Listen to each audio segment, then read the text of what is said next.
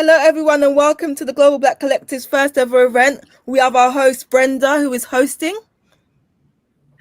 Hello, everybody. I am Brenda Svitlesama. I am from Mexico City, Mexico, and I'm so happy to be here for an amazing conversation, a global meeting of the minds. And this is also our inaugural event for the Global Black Collective Institute. So thank you so much for joining us. Thank you for taking the time to be a part of this conversation, and welcome to the space. So first, to start off this conversation, I want to tell you guys a little bit about what the Global Black Collective is. The Global Black Collective is an organization that was born at the end of last year from a very particular set of circumstances. We, the Global Black Collective Institute, are a group of international nonprofit. We are an international nonprofit organization created by a group of United Nations fellows of people of African descent.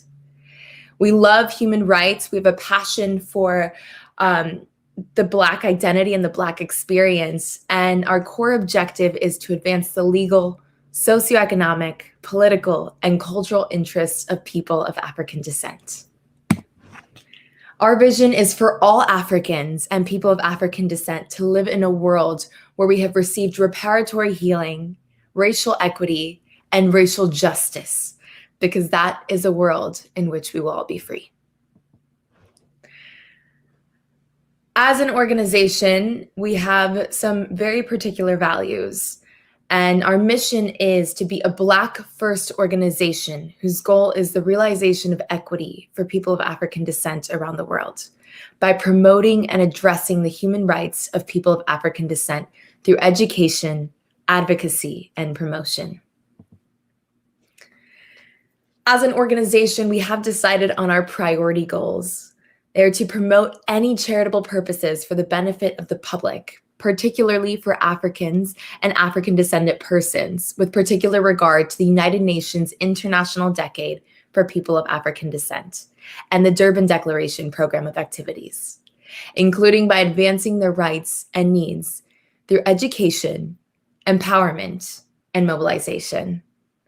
Under education, we believe in research, events, training, awareness raising, and increasing understanding and knowledge.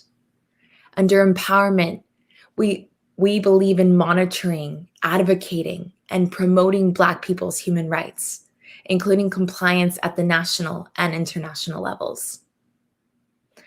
Under mobilization, we have the provision of specialist human rights information, support, and representation, including taking action to prevent disadvantage, discrimination, exclusion, submissions to United Nations committees, the provision of advice, support, and direct advocacy for the Black community via UN mechanisms, and promoting participation within those UN mechanisms. I am so happy to have you all here today in this space. I want to say before we get started that we recognize that all of us are arriving at this space from different points of views, different life experiences. And if you ever feel like you need to check out from this space, whether that be physically, mentally, we respect that, we acknowledge that, and we celebrate that. So we welcome the opportunity to have a great productive conversation through which we can all learn. And with that, I will turn you over to Ife Thompson.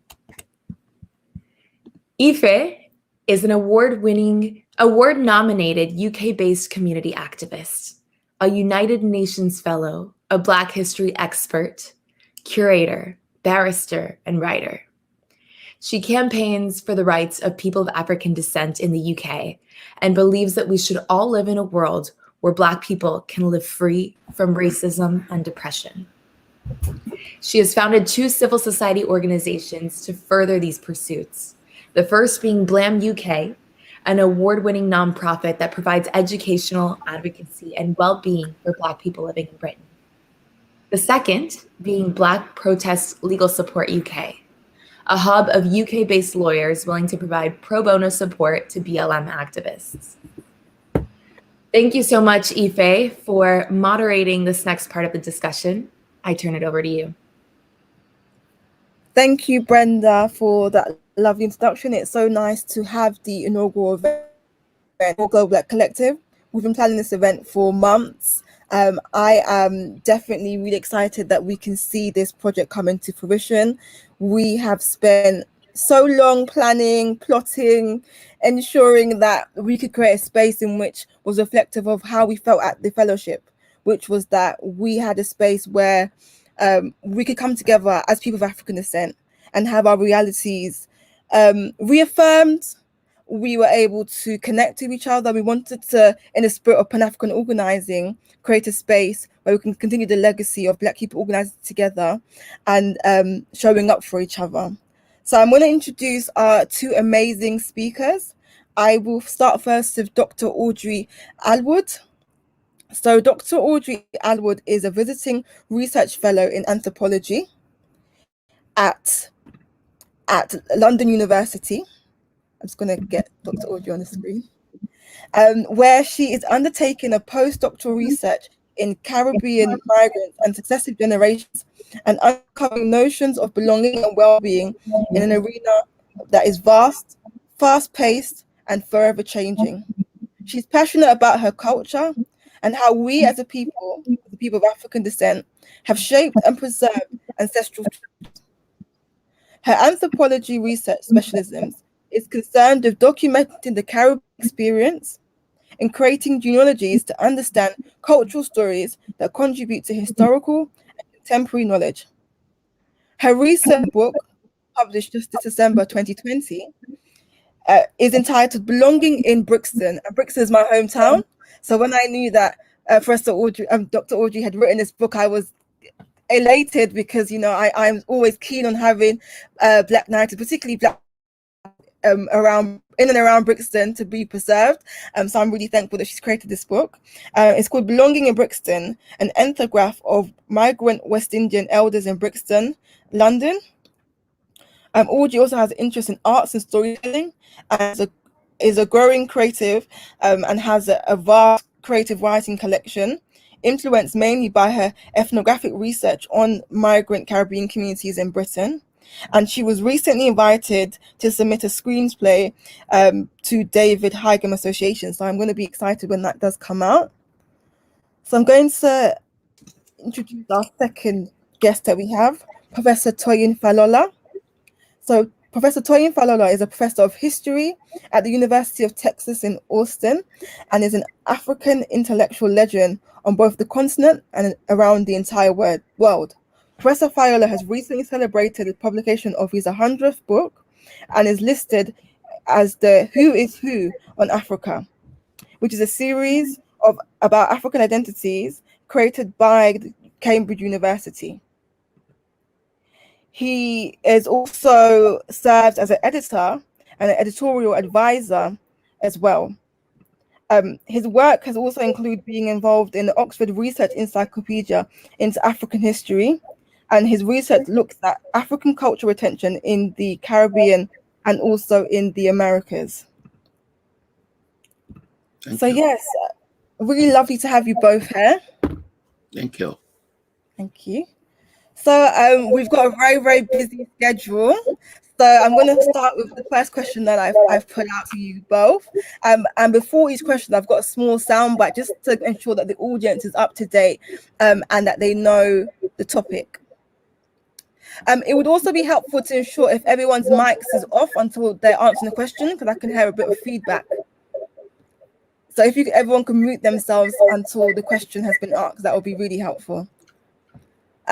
So yeah, the first question is about oral history and storytelling traditions, and also looking at oral literature, because as people of African descent, we have a really strong oral tradition where we use our voice and our speaking tradition to carry on culture and also carry on tradition.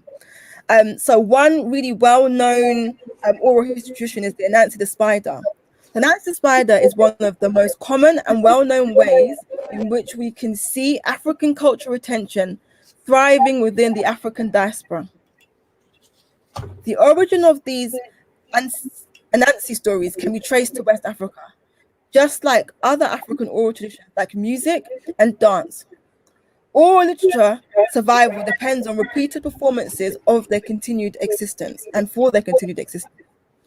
What important purposes did these stories serve to the newly captured Africans arriving at the Caribbean islands?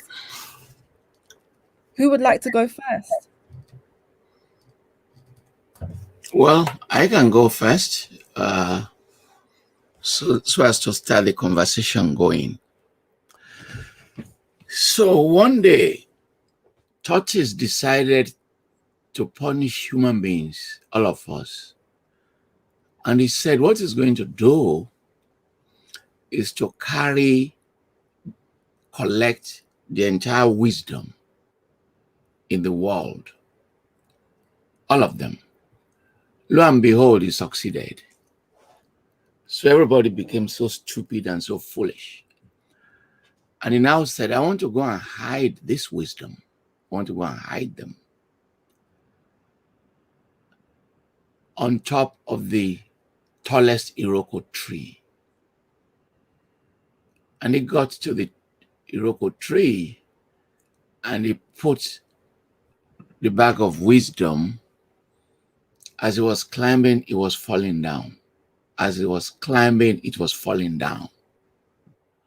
And this snail saw the tortoise and said, tortoise, for you to successfully climb this huge Iroko tree, you must put the luggage in your back.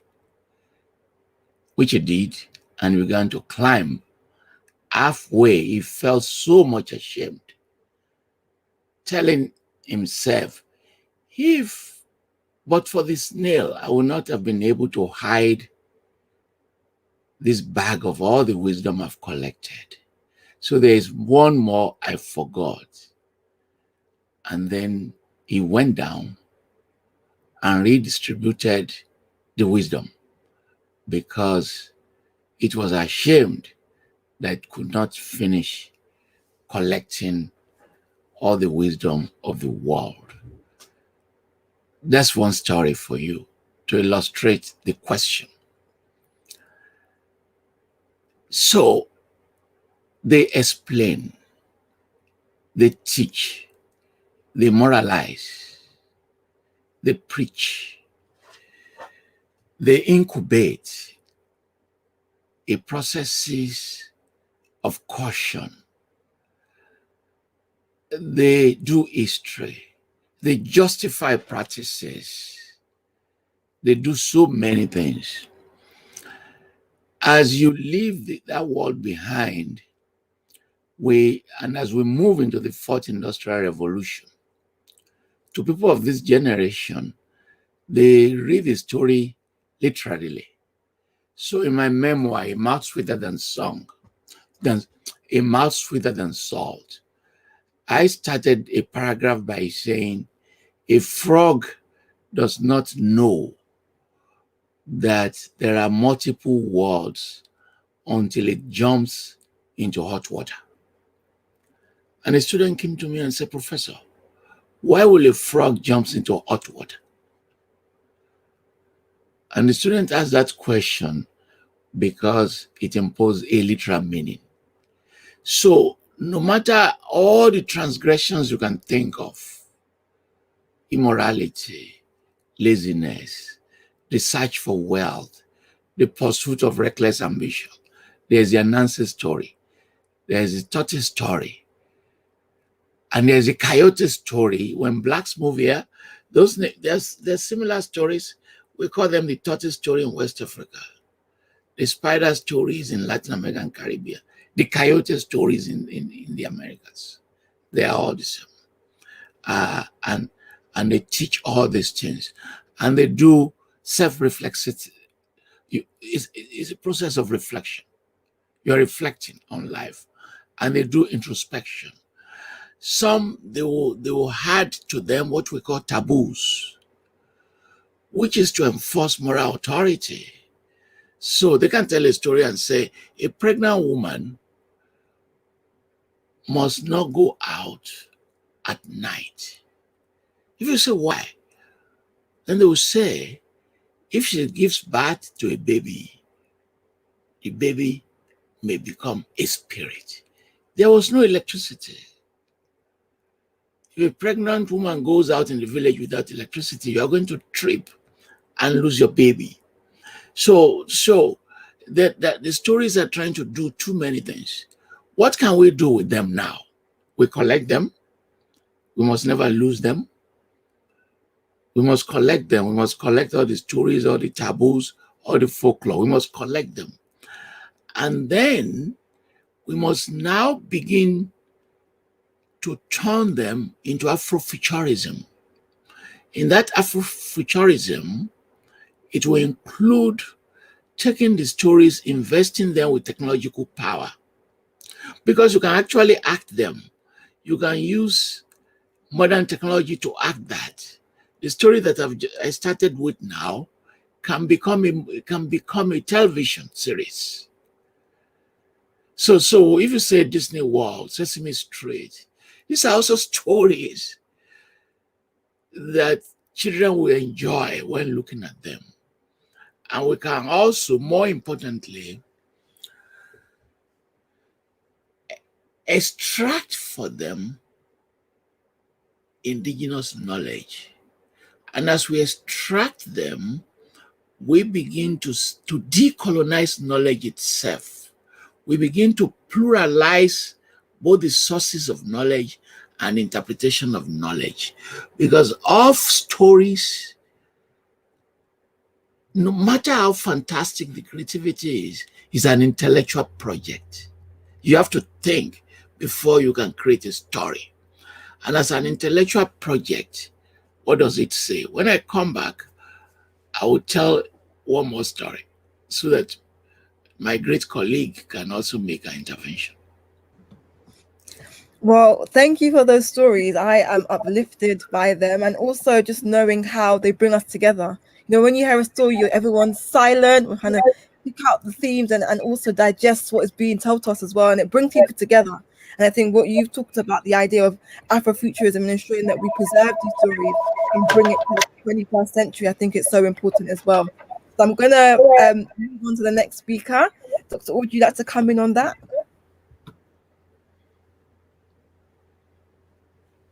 I cannot hear her. I'm going to unmute your mic. So I've got to unmute again. Sorry. Can you hear me now? Yes. Yeah. Yeah. The question, the importance and purpose of the analysis in the Caribbean to the captured Africans in the enslavement period was very important, and we can see the legacy of that in the Caribbean now. I didn't grow up in the Caribbean as a child, so I didn't have the stories around in that way as a youngster in the community, but I am aware of the existence of them and looked into them as an adult, and from my British Caribbean lens, if you like. But in terms of the enslavement period, they're important because, as my colleague there is saying, that stories relate about life, they relate about the history, and their guidances about how there are guidances about how we can live. They tell us about moralities, they're tales of many things, about the history of rituals, about how we live, how we cooperate and communicate with each other, how we overcome obstacles, how we go around things. It's a trickster. In Jamaica, it's very much spider. You have stories with people in them, wives, sons, children, families. You have tiger, the monkey, brother monkey, and dog, and so on. So there's lots of different animals that come into play within the stories as well. But the main thing is a spider. But within slavery, obviously there was a lack of freedom. But with the stories, people could create their world, recreate a sense of world for themselves, and also could create a sense of character and of strength to rebel against the awful conditions under which they were living. And so it's very much looking at the practical everyday, but it's the spiritual, because the spiritual transcends the chains of slavery, transcends the chains of the inability to be free in your mind and to do what you please to do. But in the stories, it can remind that you are to seek that freedom in a way, and to live and also to draw upon and understand the physical and the metaphysical world. It's also teaching about the way of life, how we live. And it's not just that we can do things in our practical, physical moments, but also draw upon those powerful spiritual aspects of life, because it's a trickster and it can overcome, doesn't always win, and doing cunning things in the story, the spider. But if he loses in this story, there'll be another story where he'll be a winner. So it's got lots of stories that will help people to overcome and to come back again and to work through that grotesque period of enslavement that they're experiencing at the time. But also it brings a message that freedom is important, self-determination is important. And it also gave a culture of going around what you're in to try and get what you need. So it's that battle, that resistance, that rebellion that's in the Caribbean, definitely in the culture, and to create out, and it helped to sort of create a way of existing and managing, but also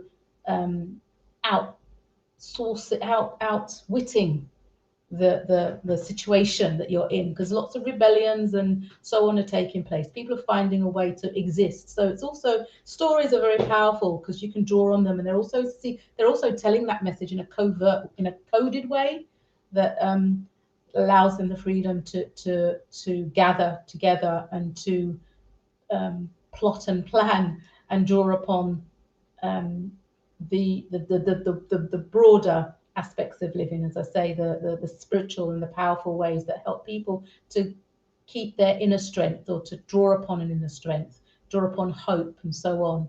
So it's a diverse thing that the stories were enabled in the enslavement period and beyond in the Caribbean. Thank you for that. I sense as the similar theme again of the moral aspect and the human aspect of the stories in terms of for survival, and also, as you mentioned, because of the conditions that people of African descent were in the Caribbean, that it was very violent, it was very harmful, and you needed to have a way in which you could resist. And cultural retention is a way in which you can resist, and also gives you hope, and it gives you ideas and ways you can plot and plan for your survivals. I think that's really, really powerful points that you've mentioned and shared with us all today. So I'm going to move on to the second question now, which is, what does the creolization of these stories from the native tongue to the creolized one show us? Because obviously these stories were told originally in the native tongue, like that of, Twi, Yoruba, traditional tongues in the West Africa, and other places where people from Africa were taken to the Caribbeans. But what does the fact that these stories survived even through creolization and changed from different languages and are still being purported in the diaspora, what does that tell us? So hybridity is very common, not just with stories, but with everything. So if you go to the store, and Dr. Audrey goes to the store, and I go to the store, and we pick exactly the same food items, the same, what we make of those items are not going to be the same. Even when they're the same, they're not going to taste the same. So this hybridity is a process. And as that process, what we tend to do, which is universal, is to take how other cultures also do things and add it to how we do things, so that that indigeneity becomes transformed into greater value. Second, anytime you change the context, you must relate that story to the context. You must relate it. Third, landscape. If you create stories in the savannah and you move the stories to the forest, you have to landscape that story for it to work. So you can't take a story in the Sahara Desert where there is no forest, no mountain, and leave it as such. It won't work. So when you go to the forest, you begin to take those stories to the landscape, to his landscape. You begin to change the story. Let me give you one. So there's this beautiful woman in the city, very beautiful. And all the men in the city, they went after her. She said no. She kept saying no. Then on this market day, this handsome man just walked to the market. Tall, broad chest, looking like a warrior in one of her chambers, things fall apart. And she said, this is the man I'm going to marry. And he said, if they want to marry in your village, in your town, you have to do an introduction. They must meet the parents of your fiancé. He said, no. Are they not going to pay the bride wealth? She said, no. She said, I'm following this man today. They said, what? Then, lo and behold, she began to follow the man. A mile after, the man yanked off his left arm. What? He said, I borrowed this arm. A moment later, he yanked the right one, and then he twisted his head, removed his head like my cap. The woman wanted to run away. She could not run away. She couldn't run away. And the man said, look, you've never met me before. I disguised into the city. And then you chose to marry me. You can't go away anymore. She wants to run. She couldn't run. So, and this singer turned the story into Ola Ola Ola Jumoke. Years later, became a popular song that people were dancing to in parties. If you migrate that story to Britain, where there's no bride wealth, maybe where you don't need parental permission, it won't work. It won't work. So you re-narrate it, cutting off the market, because they have malls, they don't have the market. So you change the story to a mall. Then, if you don't need parental permission, you twist the story to say, okay, the girl has not introduced this man to her friends. You trick the story. Everything is like that.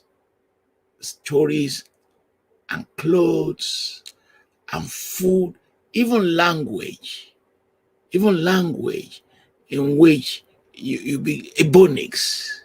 You begin to take the grammar. The verb will change. The pronoun will change. You use they instead of he or she, which they're now using after abusing us for a long time, that we don't speak good English. So that can be explained, and we can track them. I will just give you one example so that my colleague can take over. For centuries, Africans had fundamentalist stories of their origin. They're fundamentalists, whether it's Central Africa, West Africa, everywhere. If you say Yoruba people, where did you come from? They will take you to a location and say, this is where we come from. How did you get here? A chain descended from heaven. In that long chain, Babatala, it came with a hen, and the hen carried a pouch of sand. And when it reached the ground, which was full of the hen took out his pouch and put the sand all over the place. It became land, and it became to multiply, and we multiply, and we're all children of the same father. That is what we call a fundamentalist story. Where did you come from? This is where we come from. We don't come from anywhere. Now, centuries later, after the 7th century, Islam came and brought the Quran. Centuries later, the Bible came. As they began to read the Bible and read the Quran, they began to change their story. Where do you come from? We come from Saudi Arabia. Where do you come from? We are Jews from Israel, as the Igbo would say. Where do you come from? We're from Mecca and Medina. Why do they say that? Because they read these two books, they converted themselves into other religions, and they began to change the story. All stories are like that, and begin to hybridize them. They begin to take portions, if they are Christians, from the book of Genesis, and they begin to use the theory. Let me give you an example from that book of Genesis. God asked, I don't know how many of you have read the Bible, my listeners. God asked, Adam, where are you? Moderator, do you remember the answer that Adam gave by chance? Moderator, are you listening? She's not hearing me anymore. What's going on? Nobody's hearing me. Are you hearing me? I can hear you. But the moderator cannot hear me. Looks like she can't, no. Can you hear me? Have you been hearing me? Sorry, my mic was muted. But have you been hearing me all along? Yes, I have. Because I asked you a question you didn't answer. Sorry, I was on the chat. Okay, so I said, not only were they taking that Middle East story and connecting it to their own, hybridizing it, they began to use the template of that story. They began to use this template. That's how our stories are. You creolize them, you turn them into hybrid, and you begin to reconfigure them, bearing in mind the new context, the new environment, the landscape, and the people you are telling the story to. And I wanted to illustrate with the Bible, for instance, because there are so many examples. And I was asking you whether you've read the Genesis before. The Yes, very of first course. chapter. When God asked Adam, where were you? Do you remember the question, the answer he gave? In what context? Sorry, because he asked The him. Bible itself. Yes, he said where was you, but it was when after he'd eaten the apple or before? Yes, he said, where are you? What did he say? He said that he was naked. Yes. God did not say, what is your condition? He should have said, I'm on top of a tree, or I'm in the bush, or I'm in the forest. That's not what he said. He said, I'm naked. He didn't answer the question. He moved into guilt. He moved there straight. So we've had societies that do not believe in the concept of sin and punishment and afterlife. But once they read those documents, previous stories where they do not build those values, they begin to rewrite them. They begin to rewrite those stories and build those external values there. Now, so if you go to Central Africa, if you go to Jamaica, you are going to find their stories and you wonder, there's so many sources in this story. You know, a story is like an onion. You have to peel it. You have to peel it. And until you get to the end of the layer, that story has not completed. So in any of these stories, you're going to find many multiple values. There are multidimensional theories. They are overlaid with so many concepts, simply because the stories have traveled, the context has changed, and the meaning has also been reconfigured to meet new situations. Thank you. We've got loads of people in the chat saying thank you for your incredible storytelling, and they're really enjoying how you tell the stories, which is really good, Professor. So thank you for that. We're going to move to Dr. Audrey now. Unmute there. Yeah, just from those lovely experiences of hearing about the stories. And yes, people travel. Well, the people were captured and enslaved in the Caribbean, and so the creolization of the stories, the analysis stories, did occur obviously within that context. And that is a context where people are using stories for using the story for transmitting messages, for upliftment, and at times say to assist with things that normally happen in life, like stories around funerals and death and passing, jealousy and greed. So they're really explaining and sharing the experiences of what the spider is getting up to. This is very much in the Nancy stories, but it's also helping people to live within that condition and build the stories around the circumstances, because it's very much a circumstance where people have to be on their wits and have to eke out a new way of living in this new environment, which is not really humane at all. So it's a matter of leading into giving people a sense of what are the principles, what are the guiding principles that we need to be living by or try to be living by. But alongside the guiding principles, and we can understand there'll be a myriad of wonderful things that we can think of, being kind, being supportive, and being with family and looking after. But these are concepts that we take for granted perhaps now, but then those weren't so easy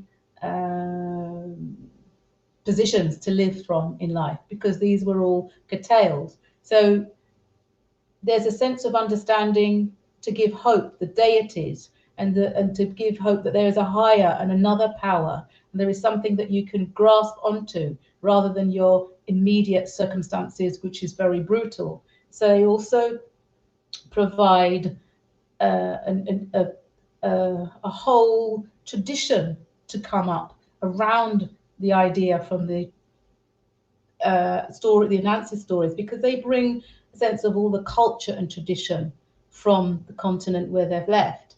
So it's it helps to give people a sense of lightheartedness as well in those conditions, because you can laugh at these stories. They're also entertaining. They're soul healing as much as they are giving a message of tradition, of principles and philosophy for life. They're also helping people through their everyday concepts, around things like jealousy and envy and greed and prejudice. When I say prejudice, I mean in preferences that people have, their own idiosyncratic preferences. But these stories help to shape an understanding of the this society that people in the enslavement period are now finding themselves in. So the stories are molding with that. They're giving a language, and they're helping for the development of the local language as well in the storytelling. Storytelling is a way of also communicating. So people are communicating things through the Nancy stories, the way they've got to navigate this horrible environment they're in, got to organise and plan with each other, got to support and help, got to bring comfort and some sense of joy or release or entertainment. And it comes with creating a culture. A localized culture grows from the information and the stories, and it also grows from the local experience that the stories start to develop a local language. It's being told obviously in what we would call a patois language, which is drawing upon the African roots of language, as well as some of the other influences in that Caribbean community of the time. So the stories are being told with a localized flavor and a localized language, but it's giving words and phrases and understandings. And it does more than that, because it also lays the foundation for the sense of, a lot of patois is very proverbial and profound. So it also gives, for example, just one that comes to mind is a lot of people say, you little but you're talawa, meaning you may be small, but you're extremely powerful. So that would have come out of something in a store back in the day. It would have been from something that was kept and transferred, and through storytelling and through work. That's a principle. It's a guiding. It's a philosophy. So it does a lot, bringing these stories, using the stories, and how they also grow from the local condition, and what that local condition needs you to be and needs you to create, to manage it, to survive it, and to also have some kind of existence in it. So it does a lot, and that's what the creolization is, creating that. So it's making new from the circumstances they're in, as well as bring in something from tradition of language, but the language grows and develops in the synthesis of all the other experiences, influences rather, in the Caribbean. So creolization is a process where we do see creativity, and out of hardship there's that creativity and vibrancy as well. And that's all coming from, no doubt, that tradition of remembering and connecting still, and being guided by principles of old from the stories. We call them stories, but they're powerful. They're very powerful instructions, more than, well, stories are communication, but they are very much instructing in a way, creating instruction, creating schemata. It's kind of filtering out into other places, other aspects of living, rather than just hearing a story or enjoying something that is also jovial in a horrible environment. Great, thank you both for that. I got the real sense of hybridity, but also continuity. And in order for things to continue, they have to adapt. And so we're seeing a sense of adapting, reflecting circumstances and continuing tradition, holding on and going forward, like the Sankofa bird, looking back to go forward. So taking things from ancestral pastors and using it to guide us going forward, and merging it with new things that we've met along the way. So that thank you both for your powerful answers. I really enjoyed them both. I'm going to move on to the second part of the session, or second question actually, and it's looking at the oral tradition of Africa and hip hop. So hip hop is a continuation of African resistance and of our oral tradition as a people. The roots of hip hop and rap can be traced back to the post-colonial West Africa, particularly when looking at the griot tradition. This tradition shows that Africans, and now Afro-descendants, have been rapping long before they were stolen and forcibly taken to the Americas and the Caribbean. In fact, some modern-day rappers even call themselves post-modern griots. Researcher Glissant reminds us that the oral character of this cultural settings in which the African diaspora's music has developed presupposes a distinct relationship to the body, and an idea expressed with exactly the right amount of impatience. It is nothing new to declare that for us, and us people of African descent, music, gestures, and dance are forms of communication just as important as the gift of speech. Hip hop tells us the community message from the community narrative. It is not the one the history books or the mainstream at the moment censor. Nevertheless, the process of retelling our stories is important, as they revive the community, particularly the community approved and accurate versions of the past, and revive and center our own heroes. So when learning about hip hop and its ancestral links to Africa, these ancestral links are all too often left out. And my question to the panel is, why is this?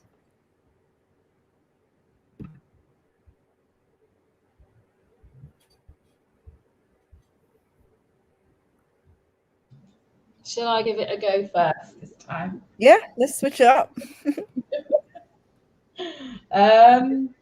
The ancestral links to hip hop seems to be part of this trend of not necessarily fully acknowledging the historical roots of things. Hip hop is, as the music industry really is, very much controlled by people who are not necessarily the greatest creators of the musical genres. So a lot of Black people in the musical industry, but they do face a lot of discrimination, and they also face a lot of issues around, entitlement to their own creativity. Hip hop hasn't got its recognition in relation to the African connections, similar to many other areas of life that doesn't have has not been allowed, as we should say, in modern education, Western education, modern education around the globe. It's not been allowed to have its true position in the root of all things. And music is just one of them. That's something that obviously in this period of time things are being contested, and lots of people at the moment we're all talking about, writing things in its correct context and its real linear connections, and just telling more of, uncovering more of what really is historical narrative, what it really are the historical narratives for many things. And hip hop finds itself, like many things, in that way. It's very much a lot of money. It's about control. Music is an industry, but it's also got roots, of course, in African connections, in the African diaspora connections. But it is who controls the music industry makes the money, and we know that. Like with jazz and many of the other genres, it's not people who are creating it, and therefore the history is not got a continuity. We call it, it's very much pop music, popular in the moment and of the decade and in the time which you hear it, like it's just created in a vacuum. But there is a history. But it's like with others, you have to argue for that. There's more to that, which I'm sure my colleague will add there. But also, it would be more powerful if it was connected, because it's a continuing story, like we've spoken of the ancient griot. As you said, many hip hop artists call themselves modern griot. There are messages. There is a message that is telling a historical narrative. It's talking of, on many fronts, hip hop is very much a political expression, talking about what's happening under oppression and under discrimination, as well as it's talking about, relationships within the community, within the Black community, with the Black community, and its relationship to the wider community under so-called authoritarian governments and regimes and organizations, and police or education. It's talking about every facet of life, and it's very much speaking about what's happening, what's being denied, and people feeling oppressed and so on. But it's also speaking to a lot of relationships. It can be very graphic, very violent, very sexual, and very explicit. But it's got a tradition that is, again, taking up the story from the old tradition of griot, but it's also in the modern age, using the language of today. It can be of today, and it's coming from people who are very much disenfranchised. And the disenfranchisement has a legacy and a history, but that history is something that is still contested in being able to be shown in its true force. And I think that's one of the main reasons why it's definitely not being recognized, and the connectivity that it would do. And it's connecting not on the linear, it's connecting on many facets. And it's connecting, its root is broad and wide. It's got a connection with politics, with the social condition, with the emotions, with psychology. So it's connecting a lot of different aspects of life in crossover layers ways. So it's very powerful, and it's very broad, and it's very definitive in its way, in the way that it is being expressed and shared. And although other communities all over the world, different societies, different races, are drawn to hip hop, make hip hop within their own social and country dynamics, it's still it's a modern of its era, and not necessarily having its historical root recognized. But I'm sure in time that will definitely change. And it is changing. I mean, people are writing a narrative that's saying where it's coming from and what it's about, but it's not necessarily in the mainstream. You would see it as a connectivity to an African tradition of storytelling. And that would make it very powerful, and it would link the histories, and it would be also part of the hiddenness coming to light, and the power dynamics would definitely shift if that were the case. And I'll just stop there for now. Thank you. I will extend the brilliant ideas she's made. There is what we call epistemic violence in scholarship. Epistemic violence means that you erect ontologies to bury the truth, and you erect ideas to change the brains of the people you conquer. And the people on their own can commit what we call epistemic suicide. They begin to accept what their conquerors told them.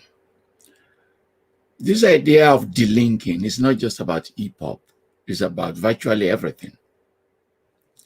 The idea of forgetting the African impact in the Americas is virtually everything. It's not just hip-hop, jazz too. Jazz is an African origin. Blues is definitely an African origin. But the idea is to say, why should we give credit to our slaves? Why should we give credit to the people we have conquered? Why should we give credit to those whose intelligence we don't respect? So you take away the credit from them. And in doing so, you create more violence. But if you take it back to Africa, specifically to this idea of music and other ones, that has been definite in so many aspects. There can be no Picasso without the African mask. It was from African mask that he created his own innovation, but they don't give the credit to those who make the mask, but they give modern art, they give the credit to Picasso. Same with colors, same with fabric, same with so many other things. The origins of all this music, whether it's jazz, whether it's hip-hop and others, are related to how you assert your own agency in the context of marginalization. As Dr. Audrey said, you are being marginalized, you are being oppressed, but you are not going to fold your arm. Second, if you look at hip-hop very well, in its very beginning, and also in association to its African origins, it was resource deficient. Organ music, piano music, you need the money to buy the piano. Your parents must be an elite. They hire you a school teacher. They hire you a music teacher. So the underclass, the masses are excluded. Take sport, for instance. It's a miracle that Tiger Wood emerged to be a golf champion. If your parents don't have money, you can play golf. It's a miracle that Serena Williams emerged to be a tennis champion. These are sports of the elite, which if your parents are struggling, you have a struggling mother and a struggling father. What are you doing with golf? Who is going to take you to the field? Who is going to pay the fee? Same with music. Okay, you can't go orchestra, you can't do piano music, you can't do ensemble, but you have the voice of your power and you have a small instrument. There's a music that we call Fuji, which I was playing during the Ramadan, and my brother became barista. One of the biggest Fuji persecutor in the barista became Fuji. It started in the middle of the night to wake people up when they were fasting. We had only one instrument, but the rest is our voice. It's the voices we are manipulating. And as we manipulate the voice, we are substituting them for instruments. So, in Ibadan, this girl was looking at us because this music is spontaneous. What you call hip-hop and others, these are spontaneous music. And then we said, there's no instrument. And then a chorus will come, Ranju, Ranju, Ranju. Then I began to hip hop. Uju bamba, naju, lorinla, naju, right? No instrument. But by the time the three of us draw it, it becomes extremely fascinating. And then in that specific example, I was saying, why are you looking at me? If you want to date me, but stop looking at me. I have many people who stay at me in my house. So, in the compound, there's always a fight. There's always a fight everywhere, sibling and others. And then we said, Orimidara Bosa, Moraya Tobafe, Bimbi, Tobadi Loru. I'm speaking Yoruba, by the way. And then somebody will chorus it. Somebody will take another line and begin to chorus it. As you chorus it, I don't need 50 guitars. I don't need 50 drums. I don't need all these things. I just need my shekere and a small roundish drum. And then I intone my voices and I do instantaneous poetry. Because you can't do hip hop if you can't compose poems. It can be a mediocre poem, but you have to compose verses. That is a gift, the gift of the voice and the gift of spontaneous poetry. Bear in mind, until the modern recording industry came into it, there were no reciters. We were not practicing, you understand? It's when you now go to the record label that they say, we're giving you 30 minutes. We were not practicing. Even superstar like Barrister, even people like Ebenezer Obey and Sunny Ade, they just walk into the recording room without prior practice and they will sing. Remember, when Bob Marley died, Mango Production approached two African artists to replace Bob Marley, Fela Anikulapo Kuti and King Sunny Ade. They did not work. Bob Marley was not playing the traditional reggae. He was persuaded to infuse reggae with jazz. So the Redemption song, Buffalo Soldiers, it was combining the older reggae with jazz because of the way white listeners could process it. When they approached Sunny Ade, he made a label with Mango Production called ODU, in which he was playing his music 3 minutes. Juju doesn't work like that.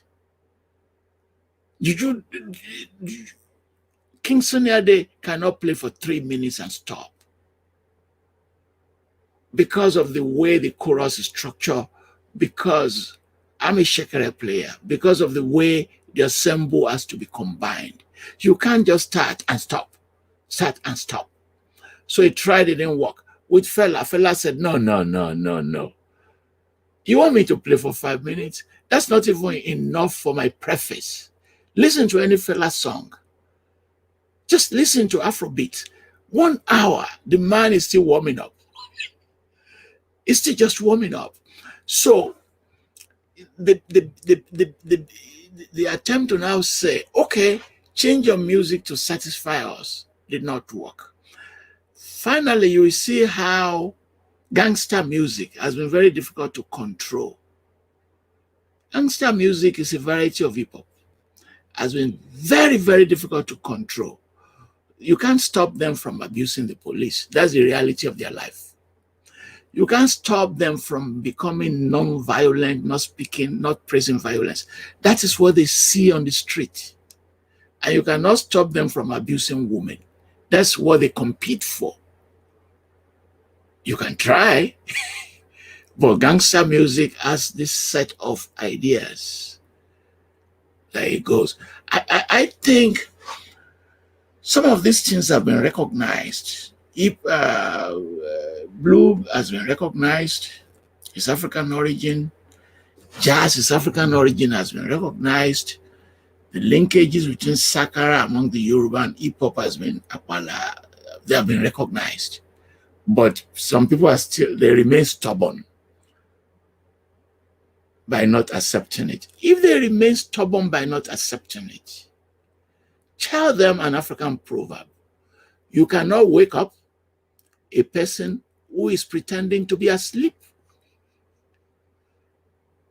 Just tell them, say, okay, how do you wake up a person who is pretending to be asleep? Let them keep pretending to be asleep.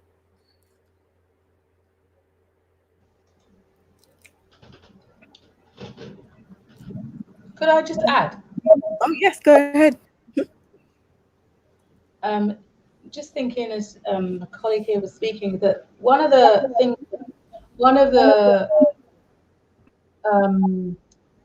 fallouts, if you like, for not having it as a mass recognition as the mainstay of things. Of course, we've got books and people have said, you know, recognize the origins.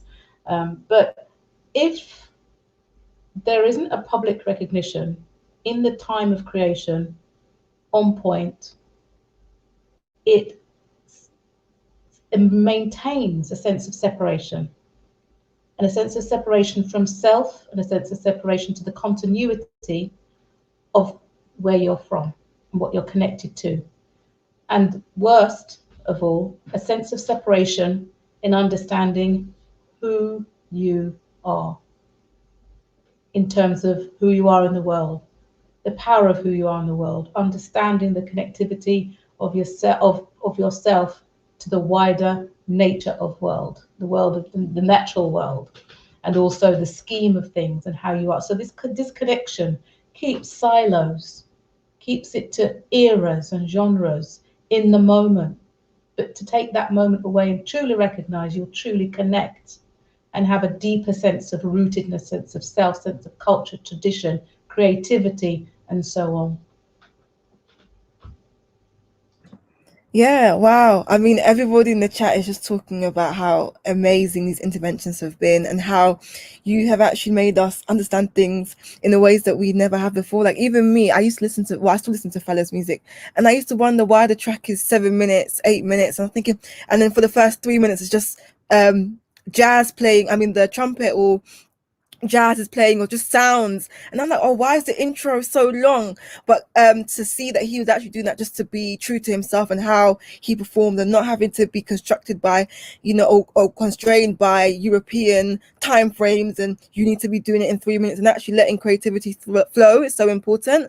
So I think it's actually important to decolonize how we record our own narratives in terms of whose gaze are we producing content for, but then also thinking about the harm that is caused when we are disconnected from our ancestral heritage, and when we're not given the tools and the exposure to how the work that we are doing is continuing the work of our ancestors.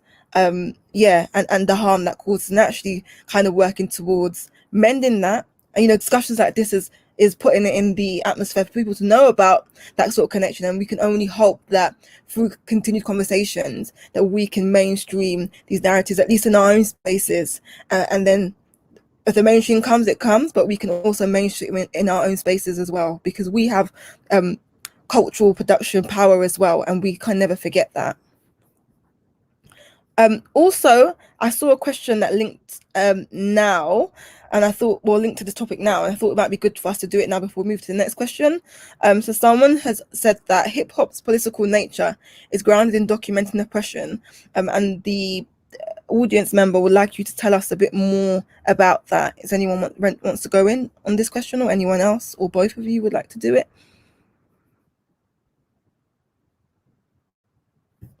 Oh, you was on mute, Professor, but I've unmuted you. I said, Dr. Audrey, you want to answer it, or? You're also on mute, Dr. Audrey. Let me unmute. Sorry. Go ahead. Oh, you're still on mute. Oh, wait. Yeah. Okay, now you're unmuted. There we go. Yeah, I mean, hip hop political narrative is around documenting oppression for sure. It comes out of oppression. It comes out of speaking up about life experiences. So in every aspect, but it's about life experiences across different things: relationship of black to white, poor to rich, African to European, man to woman, child to, you know, every different facet of life is in hip hop. And but it does talk about trying to it's a story of life.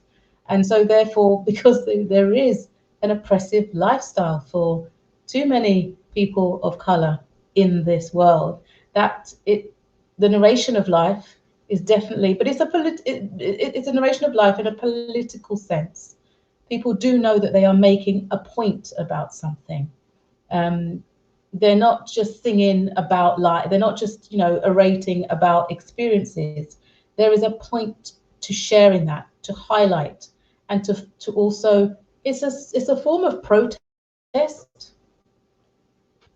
airing that protest, and telling that story very much loud and clear, and also speaking with each other about how to relate with each other sometimes, how to again, there's that sense of solidarity and overcoming, or at least acknowledging the pain and the suffering, if you like, and trying to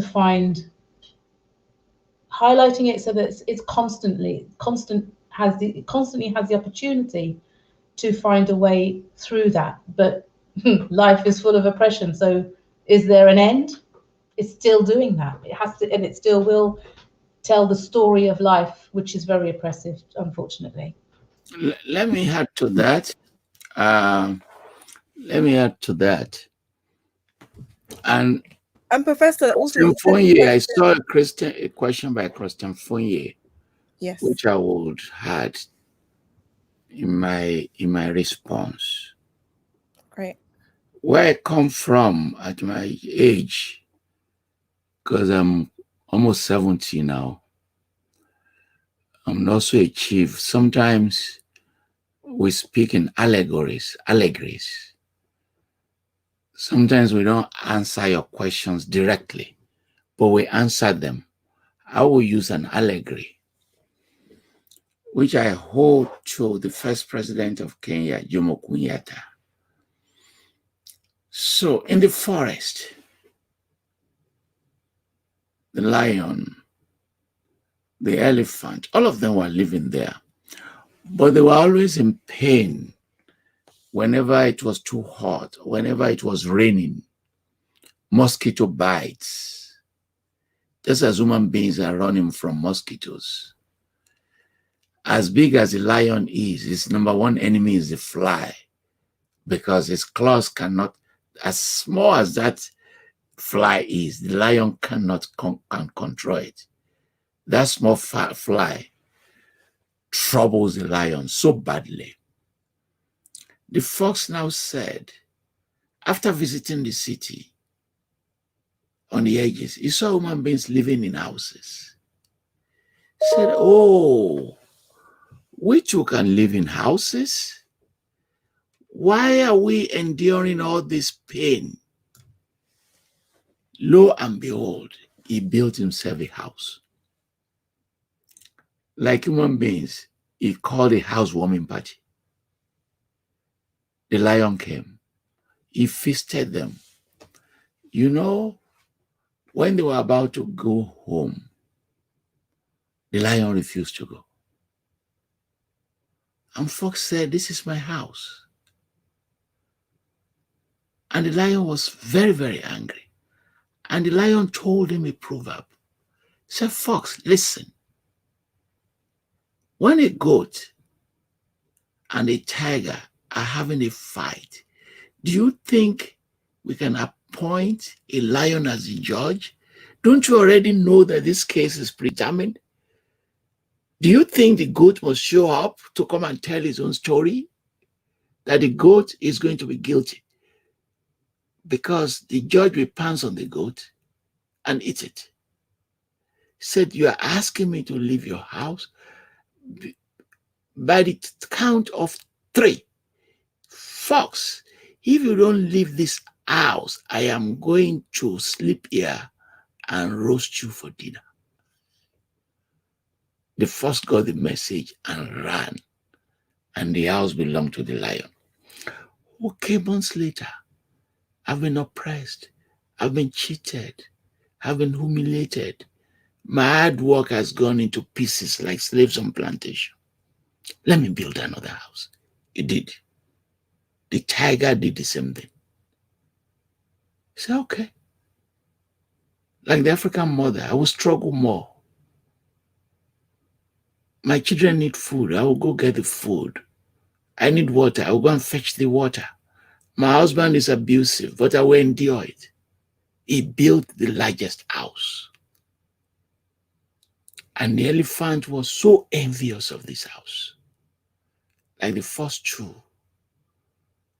unknown to them, Fox has put gas all over the house. He said, wait a minute. He went out and lit its fire, set the house on fire, and killed all the animals. That is a story of justice and fairness and oppression. So what you find in African creativity, in hip-hop, in stories, in politics, is the extension of these anecdotes.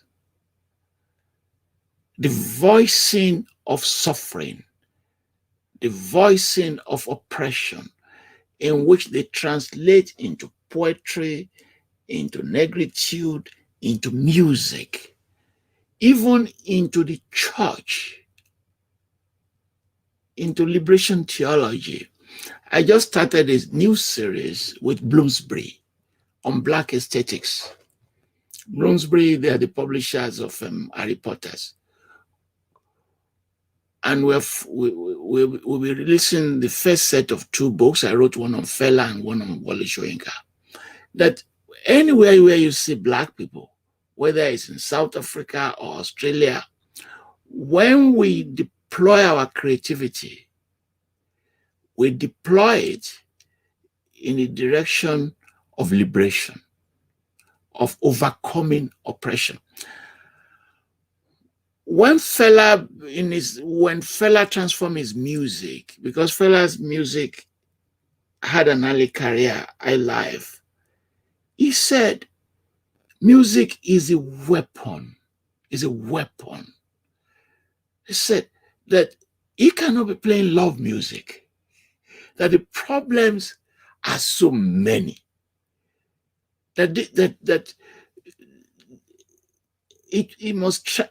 music is that just weapon of liberation. You could say, criticizing multinational companies, criticizing the United Nations, criticizing Nigerian politicians, criticizing military dictatorship. He said he cannot be using his music for public display of affection and romance and kissing, which people like Davido now do, by the way. So, and this is I'm combining your 2 questions. That this justice, this peace, this fairness will not just come. Nobody will give them to you without putting up a fight. And that creativity is a weapon. Is a weapon. And it also deals with emotional liberation. Blues does that, in which it sets you free emotionally. You are suffering, as Fela would say, but you are still smiling. You are suffering. You are cleansing your system with elevating poetry. You are being beaten, but you refuse to be defeated. I'm now writing a poem now. and that's and our people, we can boast about it. We are extremely gifted.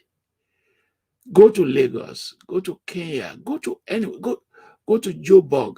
They can, the Caribbean you mentioned, look at bottle instruments, bottle music, beer bottles. They can create beauty out of nothing. limitless amount of just, if you put 3 women in the house, no drum, nothing, they'll begin to sing. One day I lost a classmate of mine, and then we went there, everybody was sympathizing. The woman just stood up and began to sing. And we joined, and the entire environment changed. And I remember the African proverb, in mourning, M-O-U-R-N, there's laughter. As we mourn, we can also laugh.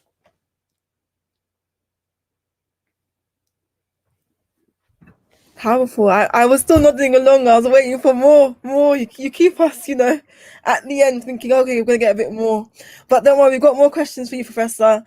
So you can tell us some more stories, because each one of them I leave with a different take, and I find them so interesting. So thank you for that. And yeah, thank you for both speaking to the creativity of Black people and also our adaptability to our surroundings, but still making things that are just marvelous out of nothing, and that idea of just creating the culture and also leading the culture, something that we always do, and that we continue to do as well.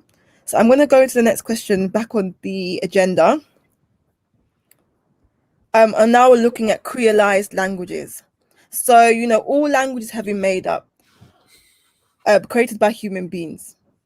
Many languages in the diaspora are creolized, meaning that many African words and language structures may have been retained and also remain in use.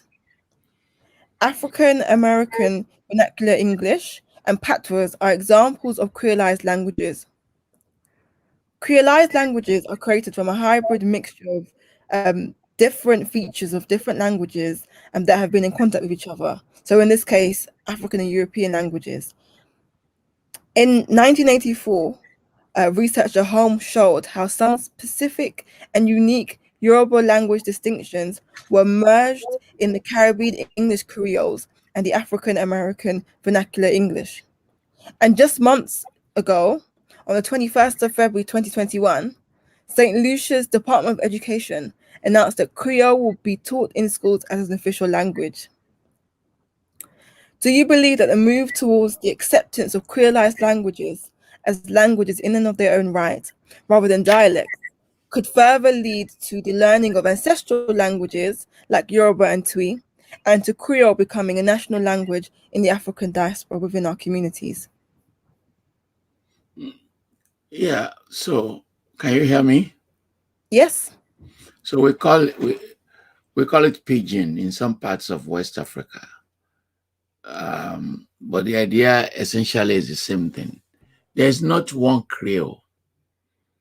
So the pidgin that we use in Sierra Leone, Liberia, Cameroon, Nigeria, there are varieties, but the principles are the same, in which you combine 2 or more languages. After the revolution in Haiti, you find the movement of people from Haiti to the place we now call Louisiana, New Orleans area. And our people met French-speaking people. When they met French-speaking people, they creolized that language, even in the context of the US.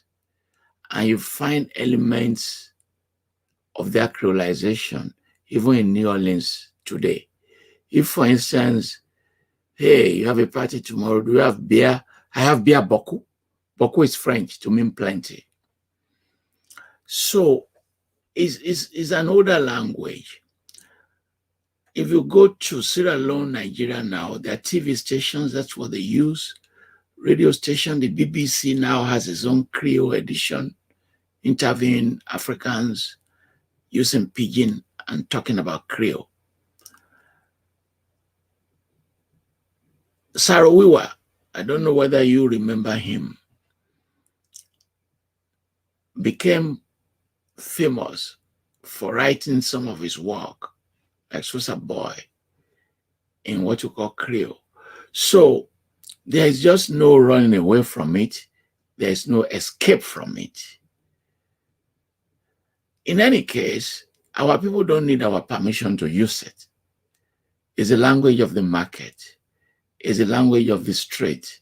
It's the language in the barracks, where you recruit army from Western Cameroon, Bamenda grassland, Central Cameroon. Creole is what they use to communicate. There's no escape. In the corporate world, like if you want to work for IBM, Motorola, Tesla, Microsoft, you have to deploy the standard English the way they define it. So otherwise, you may be denied opportunity. But where our people control the levers of government, where they're in power, they don't have to be shy of using it. Years ago, I was on the team making questions for the West African Examination Council and giving instructions. And we fought a lot to say that a number of sentences are actually correct. And I will give you an example. They will say we should mark them wrong if they say they get out of a car, because they should say they are light. We struggled.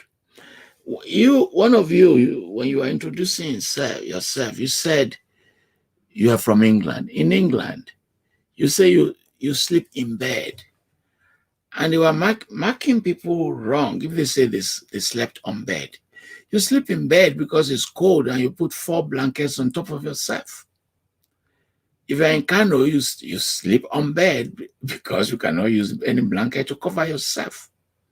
So the way language is used is also dependent on your location.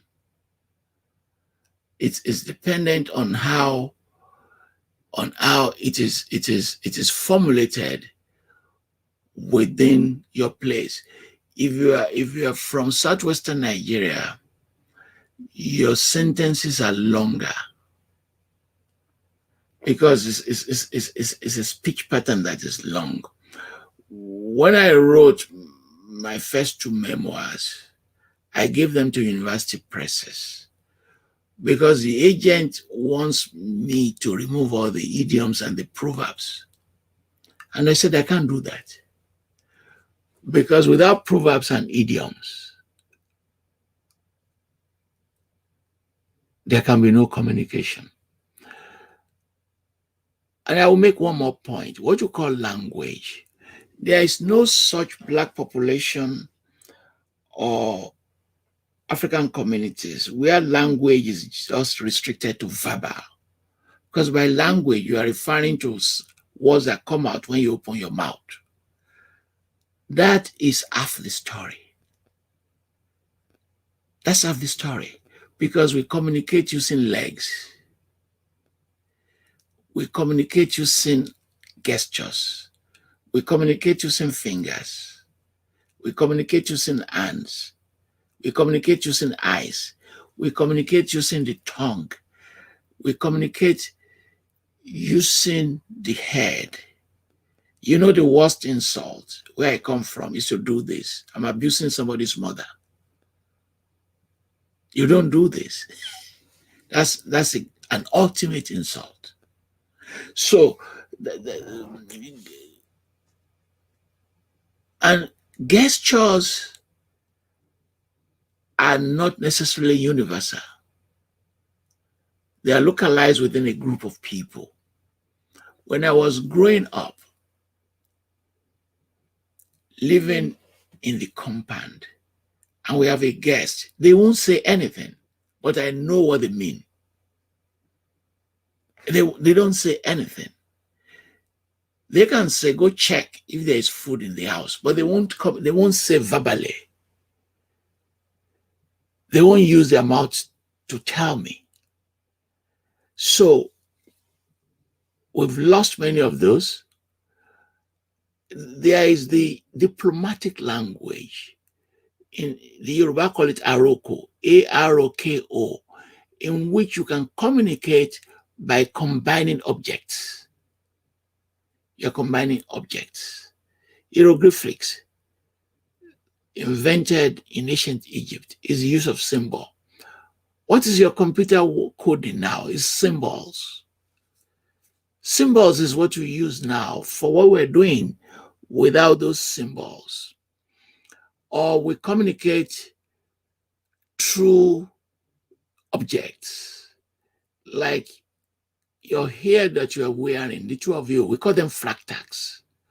Fractals mean that you repeat patterns. In fractals, you just take one pattern, and when you keep repeating the pattern, the fractals, it produces enormous beauty. So you have an hair strand, but that hair strand is the same. It's a fractal that our good moderator is wearing, our beautiful moderator. They're just strands. Say, each of them is a small strand, right? We call it a fractal. But you combine them in thousands and hundreds. The same thing.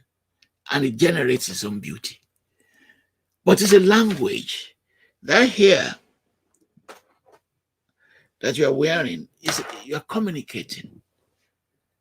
And you are signaling to other people dignity and honor and aesthetics and beauty. It's a form of communication. So when you invited me to this program, I'm also communicating my identity. So we should not just limit this communication to the verbal, to the words that come from our mouth. If I run into you on the street of London, on the other side of the road, you can be sending me a message. If you go to a party, you don't have to tell somebody that they don't like you. The person will know you don't like him or like her through a symbolic manipulation of gestures. So we have to keep that. We have to document these gestures. We have to document diplomatic language in long distances between kingdoms. How do they communicate?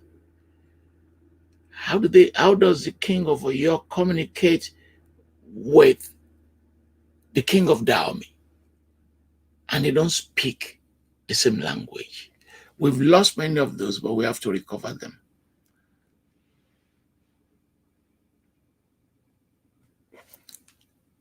I said, oh, that speaks to a very powerful point in particular, because I was thinking, in my community, particularly a lot of young Black British men, whenever they see each other, they give themselves a little nod. And it's just a way of, they may not even know each other, but it's a way of just saying, okay, you cool, and then everyone keeps it moving. And it's so small, but when we're thinking about ancestrally how gestures meant so much to communicate, we're still seeing that use of gestures as a way to communicate with each other, and we're continuing that tradition in a way in which, unless we sit down and dissect it, we won't link it to our ancestral roots.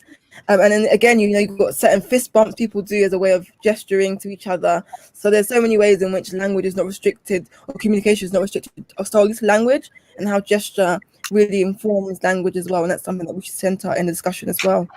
Paul, do you want to add anything to this as well?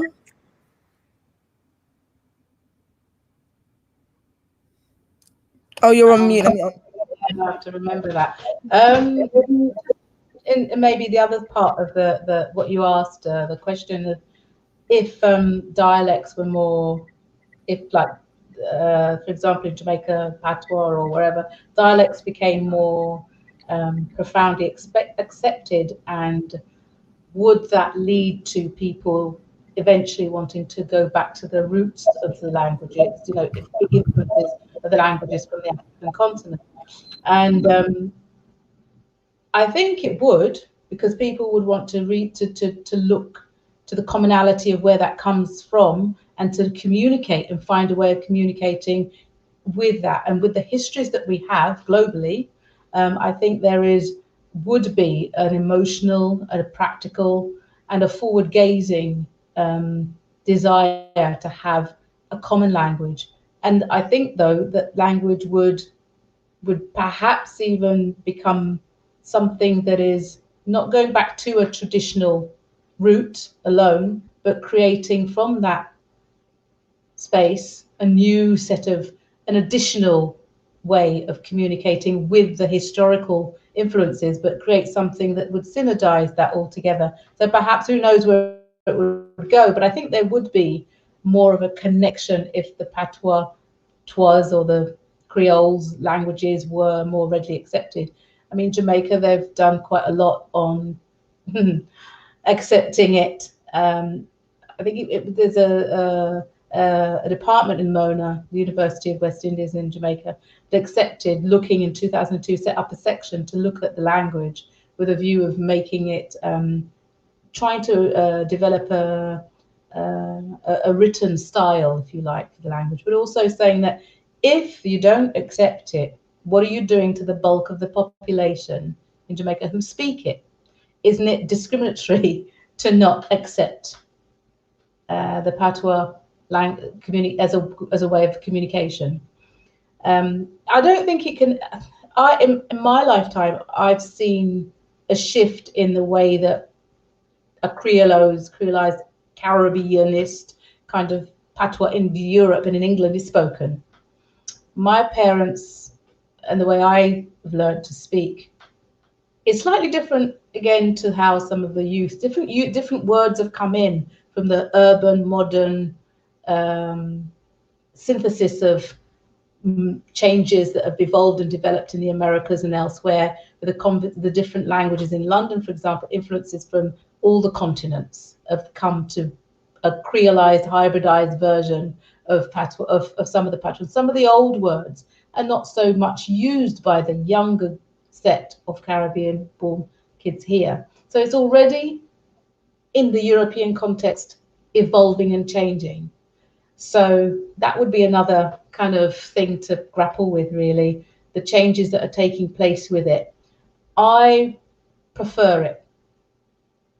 I find the Caribbean way of expressing is far more appropriate to what you're trying to say, a lot of the time more efficiently and effectively.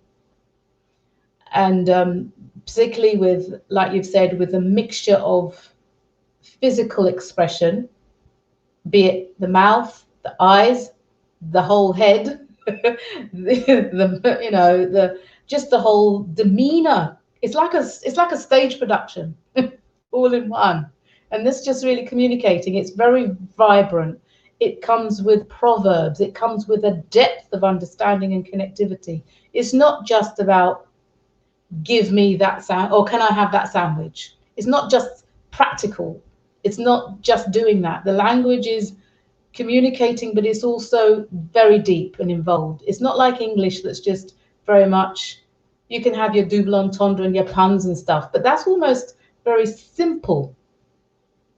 Patois is very complex, and it needs to be developed because it's an efficient, effective mode of communication, but it is also stylish, and it is fun and creative, and it is conveying profound proverbs in the way that you speak. So in the way that you speak is the way you think. It's the way that you start to develop yourself and your whole culture of living. So I think it's very important, and I think across the continent, across the sea, the waters, to have something, whatever that is a joint sharing, going deep, will be a very powerful and exciting next step to link back together. I definitely echo your sentiments, Dr. Audrey, around language. I mean, yeah, language and English not having the range for me to express myself fully. So I often, you often hear me saying something in Yoruba, although I don't speak it as fluently. The English version or the English word doesn't do justice to what I'm trying to say. Or I'd speak in Black British English, which is obviously heavily influenced by patois, because English alone doesn't have the range for me to express myself, and it doesn't give the meaning source that it needs, and it doesn't give the meaning the depth that I want to portray. So I think, yeah, you're really right in that idea of our ancestral languages having different range, also allowing us to express ourselves fully and how we would like to be perceived, and it allows us to feel whole. So I think that's really important, and that's something that's not often discussed, but I think that is a really, really important point. So I'm going to move to the next question now, which is looking at drumming in the Caribbean. So Walter Rodney was a self-effacing revolutionary and Pan-Africanist who believed passionately that freedom from imperial domination involved cultural defiance. The African diaspora's use of drumming can be seen as such a manner of defiance. We can see through the use of the steel pans as a way of maintaining African central cultures, another way in which we can see defiance. Are there any other similar examples you've seen in your research?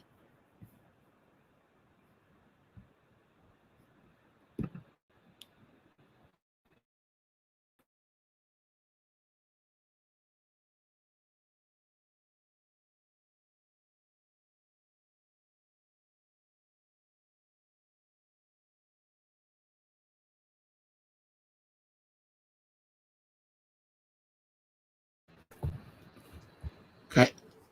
Can you hear me now?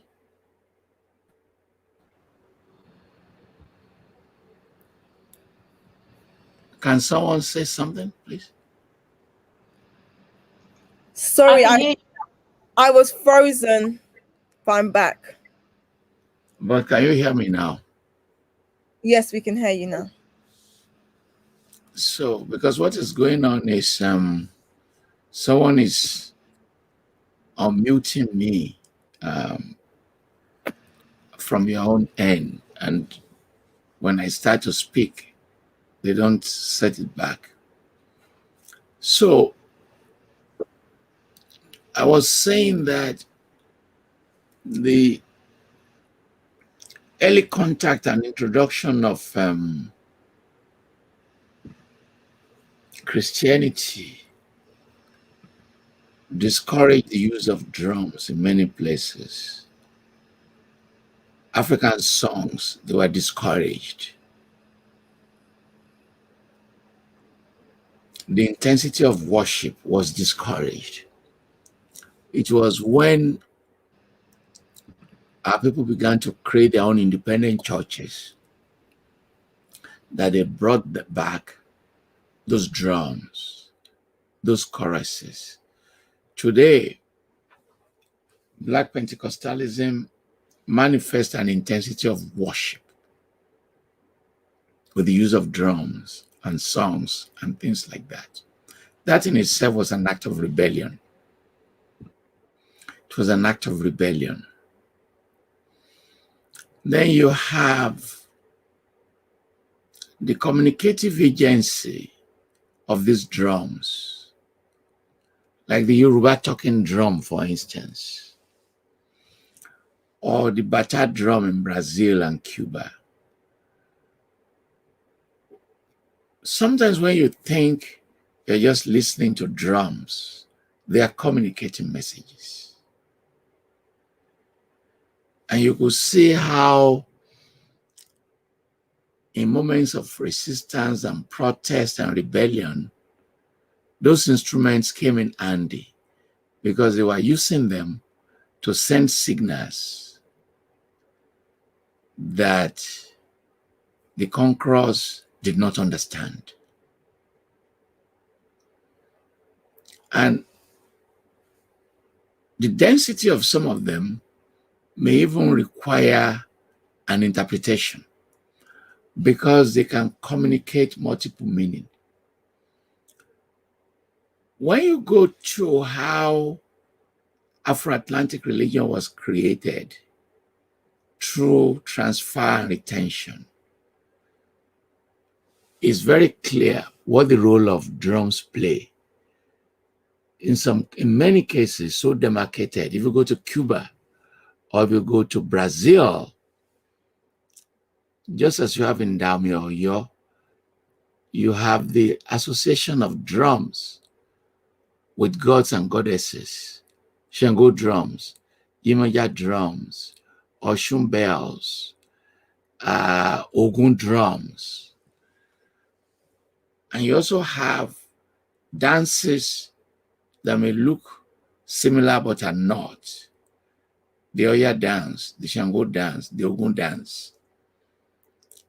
And as they relabeled them, they were using drums and the way you beat the drums and produce the music and the dance steps as boundaries. When next you go to Bahia, go to Iliaye, and you'll see multiple performances, drumming and songs, unique, specific to an Orisha. And you will see the flow, the energy of people's creativity. Thank you.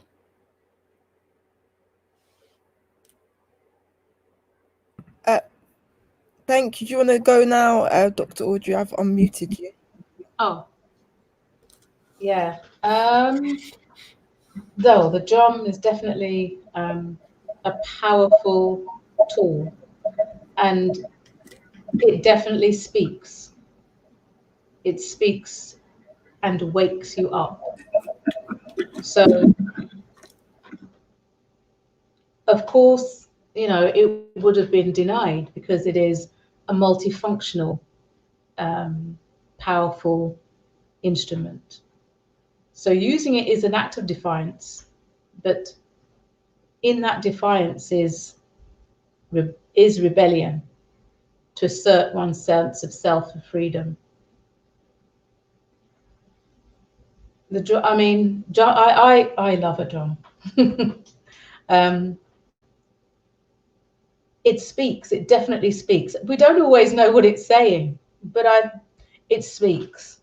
Growing up and going to parties and listening to reggae, which is down the line of the creation of reggae over the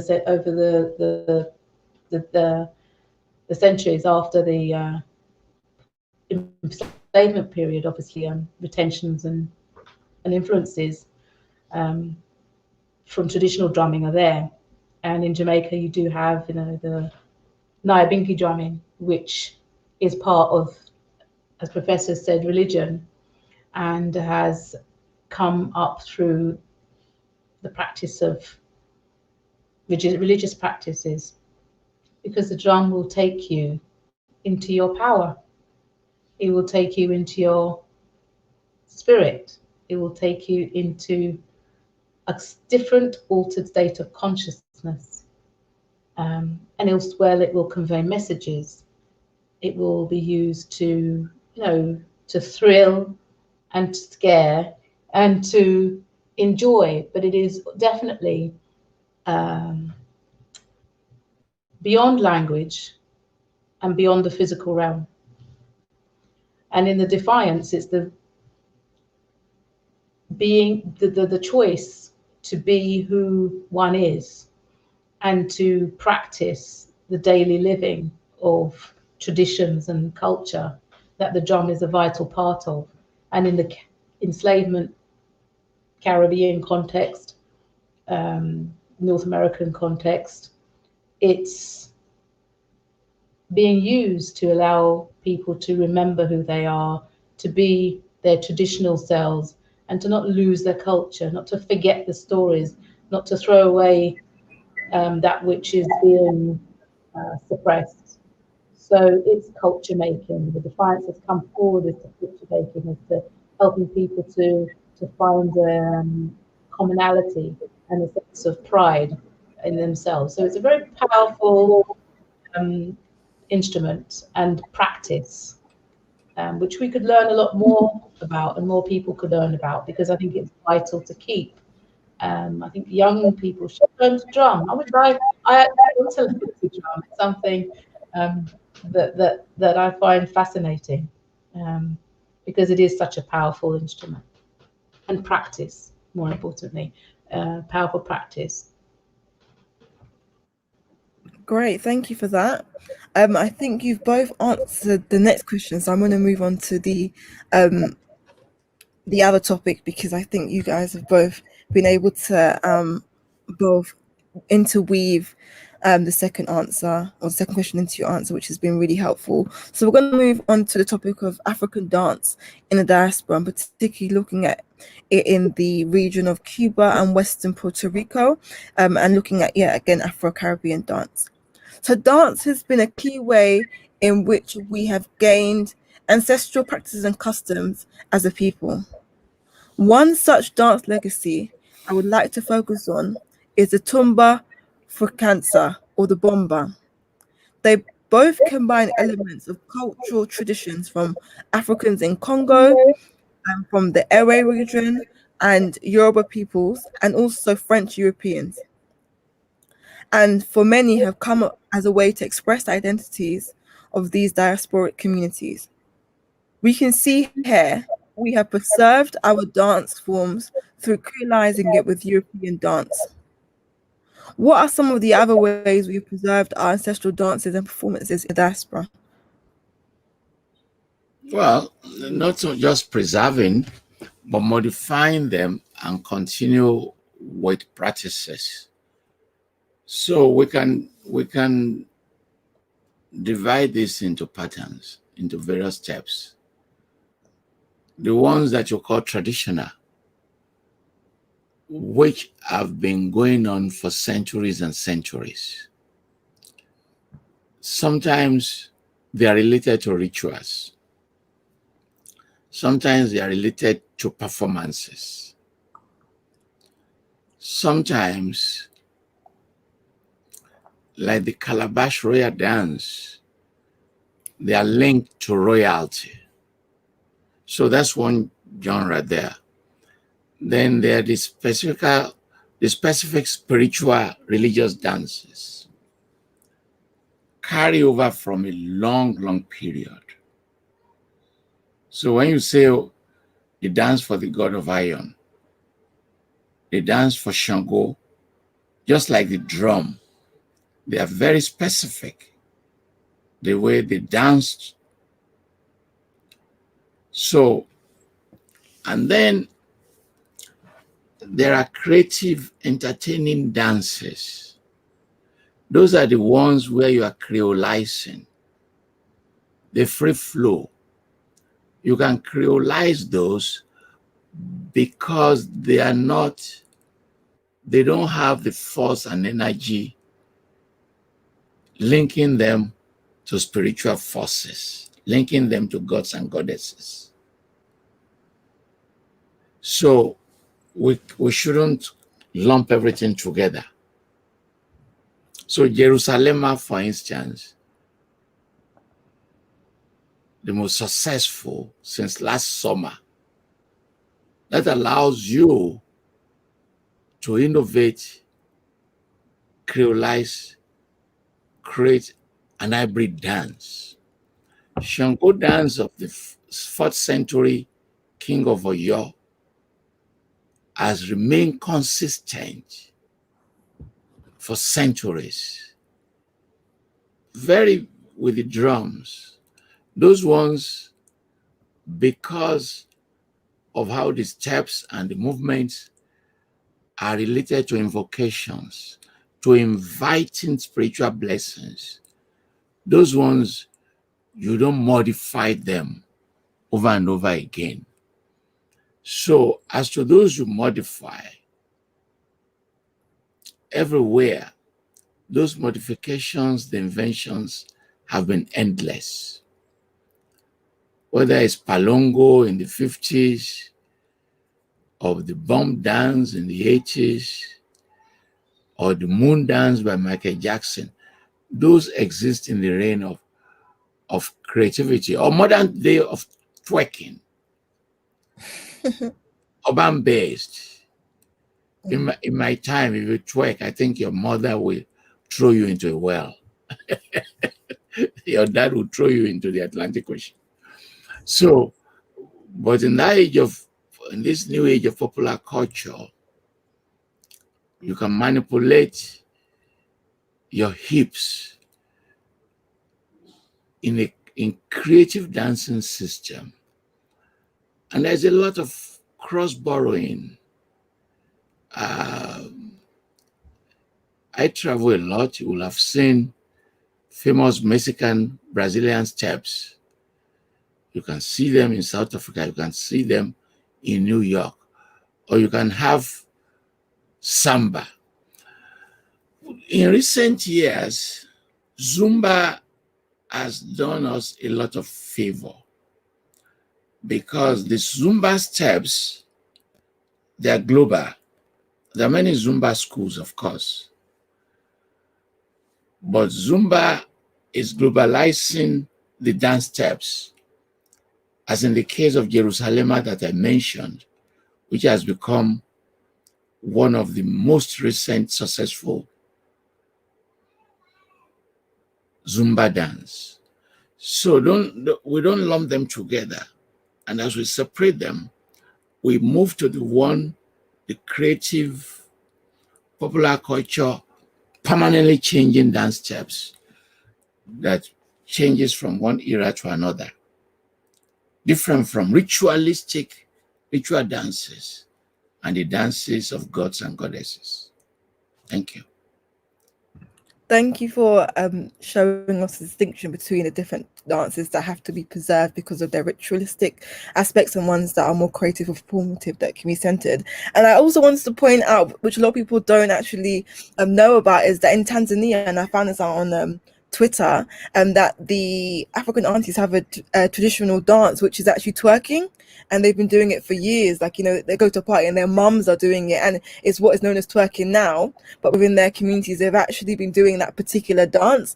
And I found that quite interesting because I didn't really know a lot about Tanzanian history, but they were like, if you go to any Tanzanian party, their mums will be doing what we know as twerking, and that's something that their mums have been doing, so it's something that they've had in their community as well. So yeah, thought to share that. Dr. Audrey, you want to come in on that?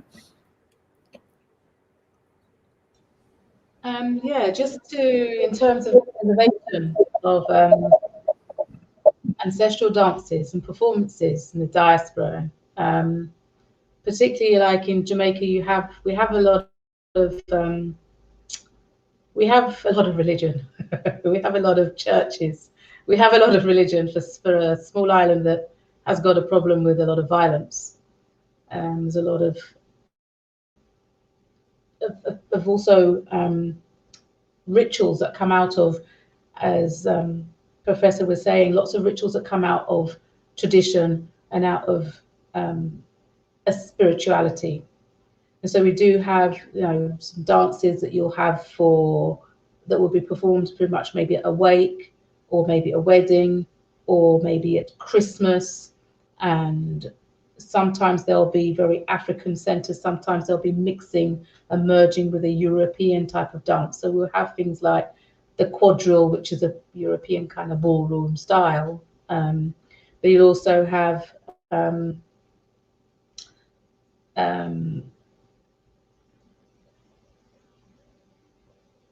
masabura, which is like a masquerade, and a junkanu, which is very much like a masquerade and performed with lots of instruments and African tradition and different dresses and beyond. What are the tall things that you stand on? Oh my gosh. There's like legs, or like I don't know. There's a lot of mixture still with the different religions and traditions, be they from Africa, European, and it will have very much still coming through, if you like, religious practices. So at some of the religious practices, for example, kumuna, and the mile, which are African, very much African-centered religious practices in Jamaica. And you'll have drumming and ways of performing and being that go along with that. So definitely it's found its way and maintained itself through possibly the merging and the creating of religious types of practices, as well as social encounters, and they come together. So it's preserved in a very kind of complex way as part of the cultural picture that's put together from many different components and different angles. So it's definitely there, and it's obviously in popular music. The drumming is in very popular national to reggae and so on and so on, but it's in many other facets as well of everyday living and processes that we go through. Great, thank you. So I'm going to move on to the next question, which is looking at curation, because obviously today's event is looking at decolonizing curation. So even in terms of like what we know and what we value and what knowledge is placed in the center for us to create and to learn from, and what archives we use, but also how creation is created as well. So the mainstream curatorial process remains a site of erasure, Eurocentricity, and colonial subjugation and spectacle. Museums in the global north are positioned as sites of global heritage and remain violent to Africans and persons of African descent. They do what Dan Hicks describes as maintain and remain part of the physical and ideological landscape of imperial border work through the display of loot. When looking at the ideas of preserving and retelling our ancestral stories and legacies, we must bear in mind what Beverly Bryan reminds us, that with our Black culture, everything has had to be passed down either orally or through dance. What ways have you seen this achieved in your practice? And what more do you believe needs to be done to make the curation space one focused on and received through an Afrocentric lens?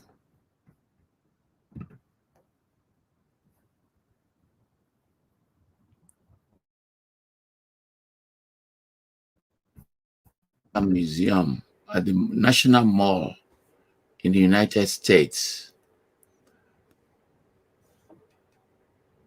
with a design by Ajayi, the famous Ghanaian-born architect based in London. I think the moderator is frozen again. Hello? They can't hear me? I can hear you. You Sorry, I keep freezing, but yes, we can hear you, Professor. Very good. So that opening of the African American Museum, where an African designed the building, looks the shape of the slave ship and the objects inside, represents a major shift. A major shift that represents the display of our heritage. I'm part of a new museum being built in Ghana now, the Pan-African World Heritage Museum, by former Minister of Culture in Ghana, Kojo Yanka. And when next you go to Lagos, go to Yemisi Shillong Museum at Lekki. Yemisi Shillong has one of the largest private collections of art in Africa. And he donated 1,000 pieces to them, including the building. So a Nigerian African artwork, they are becoming more and more popular in the world market. And today, with Germany saying it's going to return some Benin bronzes back to Benin, the conversation is to put pressure for thousands and thousands of those objects to be returned back to Africa. So opinions are changing, things are shifting. It's going to be a lot of work. And my own recommendation is that we start from nursery and daycare, elementary school. Wherever we have this museum, we should make it part of the educational program to take students to see the museum, because If you don't start them early, by the time they become adults, they will have less appreciation for it. Tourism, vacation, they require a degree of commitment, but not only that, disposable income. If somebody is struggling to put food on a table or his table, you're not going to convince that person to go and look at the British Museum. It's not going to work. So you have elite behavior. What is it that what examples do your elites show? What do they show? You have interest. Just as they're interested in soccer, can they be interested in museum? You have to build that from the very beginning. You don't wait until they leave college. Like, for instance, there is no city I go to. I'm interested in secondhand bookstores where I'm going to look at old books. That did not just start yesterday. So as we build interest, it will unleash new forms of creativity. We will no longer be discouraging our young girls and boys. Don't go into art, go into medicine. Because parents are afraid of what jobs are available to my children. They move them away, they discourage them from that terrain. But the more and more we expose them to museums, to camps, they'll begin to find appreciation in that and join in creating new ones. Because there's nothing like creativity that ends. Today they are making art from the environment, from things you are throwing away. El Nanatsui became famous using beer bottles. An artist in Nigeria now is using palm kernels. Some are using broken bottles, cans, as they extend the frontiers of objects that can be located in museums. Thank you.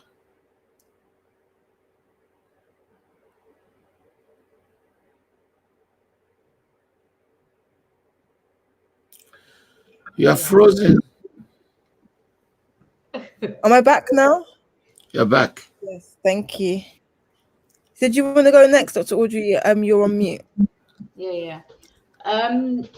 Just thinking about creativity and art and broadening it and widening it. There are people who are now, a lot of people going into art a lot more.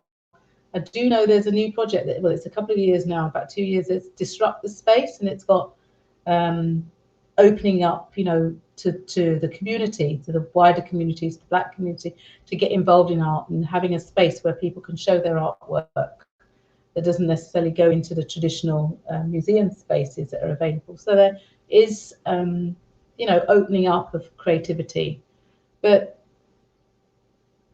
it may not be art. It's not art in the artistic museum type of art, but it's also something that came to my mind that with a lack of involvement or less involvement with being creative, it's a broader thing that's we've become part of with this wider society where we get things, we throw it away.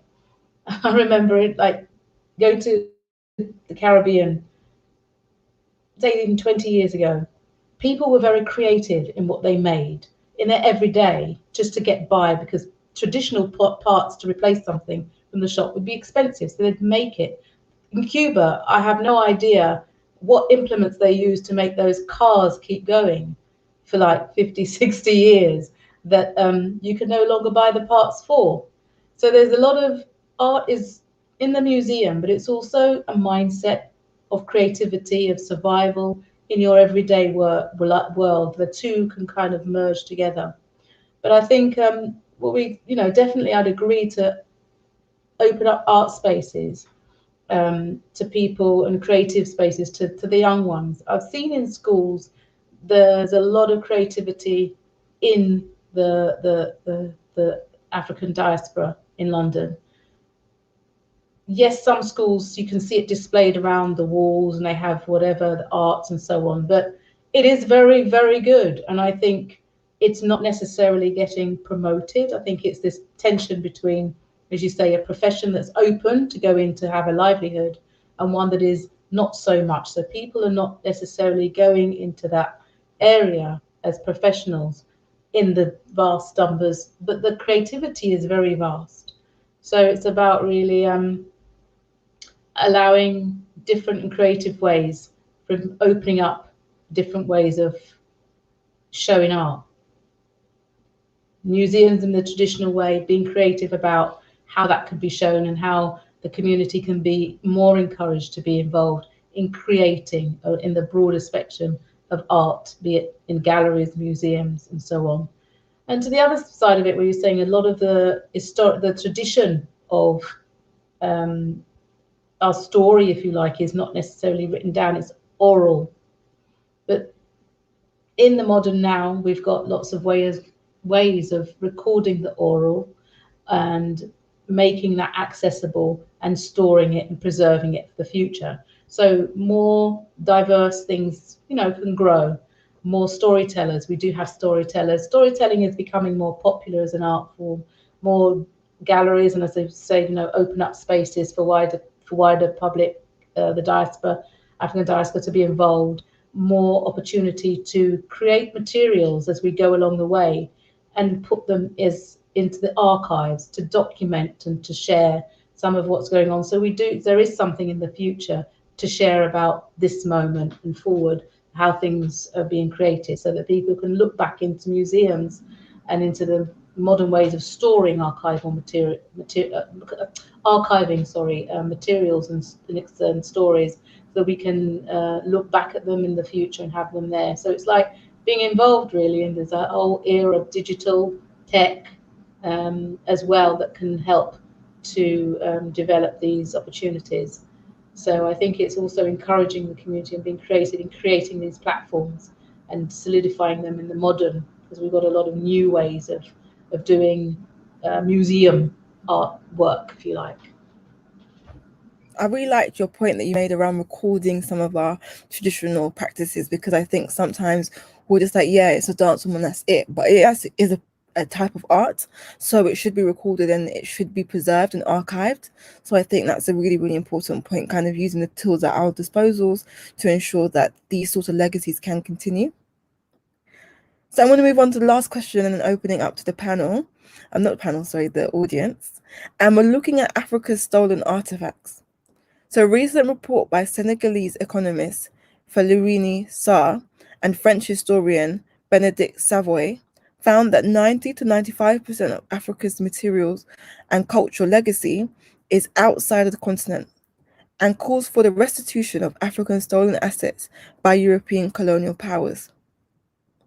The restitution of African artifacts is a vital part of the decolonization process. However, communities demanding their looted items face serious legal hurdles, including claims that the artifacts are now part of the public art collection of the former colonial power. The decision to return the stolen artifacts is not up to the museums who hold the arts, but require government actions, because many European laws prohibit an institution from disposing of its objects in its public art collection. European countries continue to resist restitution and propose to loan the artifacts instead of restitution, or permanently returning some of the items. Some European museums have also positioned that loans are better, with the argument that African nations are ill-equipped to protect and hold cultural heritage. What is the impact of this colonial theft of artifacts on our culture and traditions?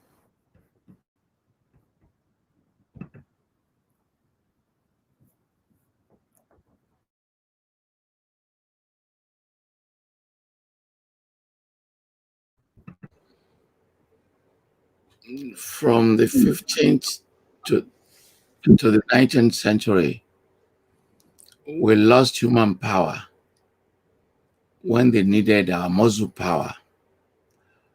Along with that, the loss of objects. When you lose objects, you're not just reviewing them as wood and plastic and sand, but you have to look at them as products of intellection. Objects are produced as a form of philosophy, as a thought system. What you are gazing upon belongs to another group of people as a profound intellectual contribution. Second, where objects are connected to spirituality and identity, that loss becomes magnified. You're magnifying that loss. And third, you have appropriation, lack of credit, mislabeling that is going on. So what they can claim as their own in terms of insertion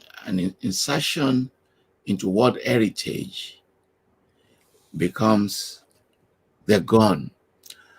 For some years, I was on the UNESCO Slave Route Project, and at one time serving as its vice president. And part of what we're trying to do was not just to tell slave narratives, but to locate places of theft and to identify losses, not just in terms of demographic, but also in terms of ideas, in terms of objects. And these were of greater magnitude. So finally, if you have to leave Benin to see the product of your own people in the British Museum or in Germany, you also find an emotional element there, the emotional element of humiliation, because they remind you of the conquest of your own people, and they remind you of the subjugation of your own people, and they remind you of the decontextualization of the objects. The objects you connect to your own gods and goddesses, some connect them to just gazing. You're gazing. They're just looking at them because they have been decontextualized. What you call an object of worship, another culture will now begin to see it as an object of play. And this is contributing to demeaning what you have seen as traditions transferred to you. So, should we have them back? Yes. If we have them back, should we spend a lot of time and resources preventing them from being restolen? Yes. And the fear that some people express is that if mechanisms are not put in place to preserve them with adequate storage, adequate offices, adequate labeling, great condition to hold them for the public to see, which will require electricity and air conditioner, that we may also be damaging the subjects. People make that argument, they are making it in terms of Africa's current development. That is this development sustainable, of moving back hundreds of artwork if you cannot provide the space and the conditions to keep them? Thank you. Thank you. I would also add to that conversation is that when these objects were made, they were not made for the purpose of the museum or for the purpose of spectacle. They were community objects, they were objects for ritual purposes. And I feel this idea that we must keep them in the museum, it also reminds me of the idea that it must be displayed in the European context, because when we had it, it wasn't necessarily created to be in the museum. That's just my thoughts on that. I don't know if you wanted to add to that as well, Dr. Audrey, before we open it to the panel. This may be a bit off the wall, but I believe that, well, yes, they definitely need to go back to the place of origin, for sure. It belongs in that culture and it belongs with that tradition. It tells the story, it connects people together, it creates expertise of craftsmanship and encourages people to continue to do that within their home setting. And if you don't have all the resources to preserve them, so be it. Creativity will carry on. What happened before we had all these fancy things to preserve? There was life. There's no prehistory. There was history. And things were preserved. They didn't survive. They didn't survive. So perhaps it's okay. It's mine. I do with it what I want. If it lasts, it lasts. If it doesn't, it doesn't. Nothing, as we say, this is the thing. What do they say? Nothing material. Nothing lasts forever. So it will remake itself and continue, remake and continue.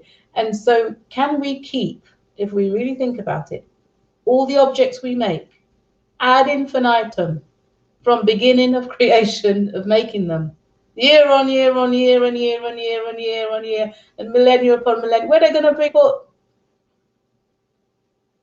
If you stop having creativity and if you stop making things, then you can preserve these things and you will need them. But if people are being born and creative and creating in the tradition, some things will go and they'll be remade. And I think there's perhaps another way of looking at it. And I agree with you. If, it doesn't have to be all in a museum setting. You might choose to put some iconic things, but I think it should be fluid because it was fluid.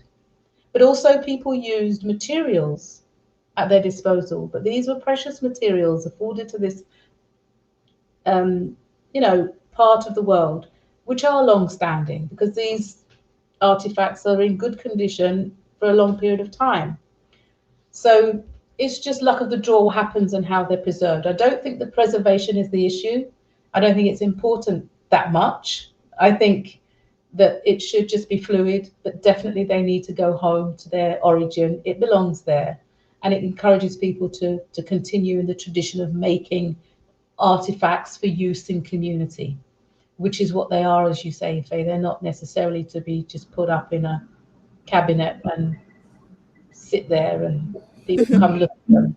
I think we have to re-educate, recreate the purpose and the use of the artifacts. And what do we need to always store? I think it's necessary to think that way, and it's not necessary to think about what condition either, because it's not as important as returning them. People will look after and value them the best they can, and we'll deal, and that can be dealt with as it goes along. I don't think it's necessary to it's more important for people to have a sense of pride in having them, a sense of encouragement and continuity more than anything. So I think some of these arguments that we sometimes hold as barriers about, oh, how will we keep, well, we live in a throwaway society, by the way. So I'm not sure how we're going to reconcile moving from that point to keeping forever. It's not. I don't think it's necessary, and I don't think that the things are always created in that vein. And I think we have to look at in whose gaze and what cultural mindset are we using when we talk about keeping things in museums and ad infinitum. I think there is a purpose, and I think we should keep some stuff. I think things should be more normalized and try to return. We're a diaspora in need of healing and in need of remembering and creating itself again anew.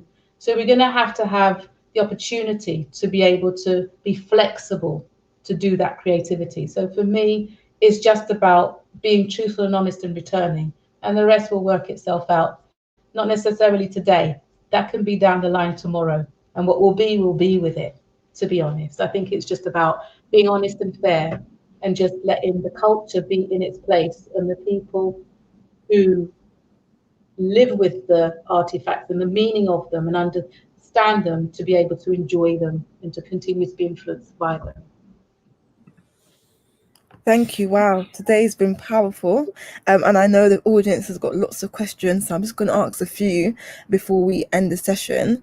So Hodan has asked, what is the influence of particularly Islam and Christianity on the way we view and tell African history in a tradition, in the way that we tell it? So she wants to know how religion has affected African history and tradition, particularly around the way we tell our history as well. Well,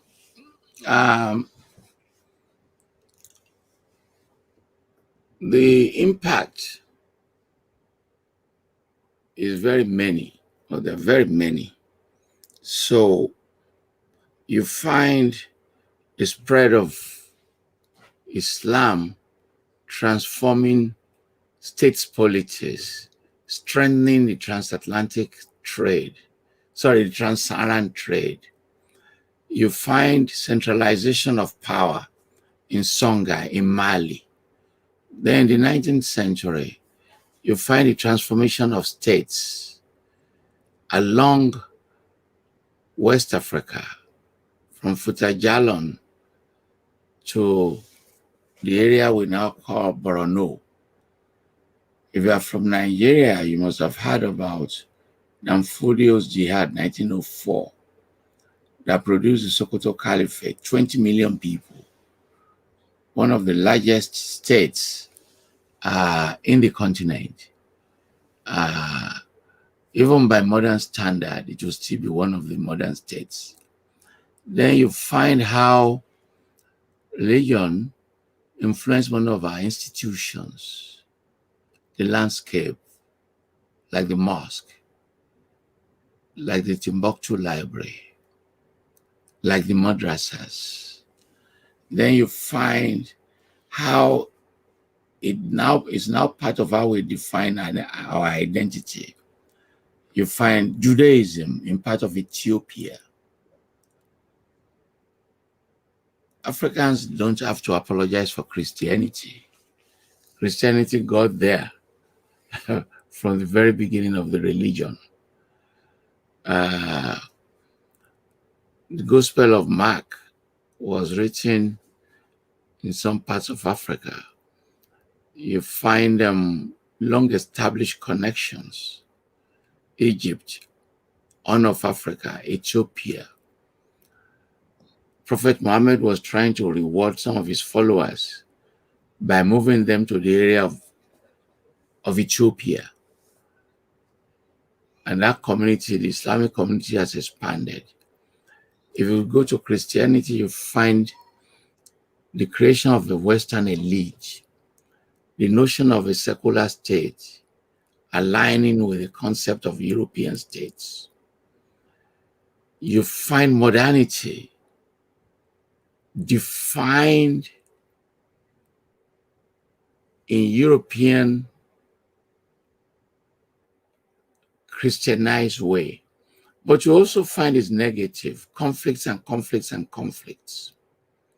I did a book on religious violence. You find how Muslims fight with one another, Muslims fight with Christians. You find how that religious division is complicating politics in Nigeria, in Chad, in Niger, Central African Republic. So it has been a double-edged sword. And today you find the rise of Pentecostalism. And if you study Pentecostalism, you find it in association with the post-colonial incredible. In that post-colonial incredible, you find the anger of modernity. You find a pastor telling a man to put 4 candles on his head, let it burn, and you find the wax dropping on his head and pinning him. You find a pastor in South Africa asking people to eat grass. You find Pentecostal leaders possessing jets, whereas those who pay their tithes are so poor. You find post-colonial incredibles in which the power of the cleric, of the prophet, is turned to harass women, to commit rape, to use religion to sleep with innocent women and girls. So it's a double-edged sword. What you find is liberating energy in giving hope. Don't give up, don't give up, don't give up. And that hope, in some cases, can just be the only thing that some families have when they're down, or the hope that keeps people going when they see chaos, when they see bad politicians stealing money, and religion gives them hope that tomorrow will be better. So historically, it's always been with us, defining our identity, defining our being, defining our values. It has been a double-edged sword. It has instigated civil wars and rebellions and protests. But it has also produced the force of cohesion, binding people together. And as more and more Africans become immigrants and transnationalists, you've seen the success of carrying Black religions to neighborhoods. If you go to Peckham, you find the Redeemed Church in London. You find the Redeemed Church of Christ. You find Winners. You find Deeper Life. The very fact that you can create churches in Cameroon, in Nigeria, in Benin, and make them transnational. One of the largest estates in Texas belongs to the Redeemed Church, about 500 acres or so, which they bought. And there's no American city where you are not going to find an African-initiated church, a Black church. So when you accumulate this, we are now at an era where you can be living in the West. You don't eat Western food because your stores are there where you can buy your rice and cassava. You don't wear Western clothes because we now have successful designers. You don't listen to Western music because there is Naira Marley, there is Davido, there is Simi, there is Asha, there is Chokwe Alabi, there is Siwa Savage, all of them. You may say you will never watch Hollywood film for the rest of your life because Nollywood produces many movies every week. You can say you are not adopting Western form of beauty and aesthetics because we now have our people that can reinforce what you are doing. So the moment of the colonial, the concept of alienation, we are moving away from it to a new concept of transnationalism. I used to, in the 80s, I was in Cambridge. Lagos was 6 hours away. This is 5 o'clock. I can be in Lagos tomorrow and I don't have a ticket because there's a Swedish airline, there's a British airline, Austin, London direct. There's Lufthansa.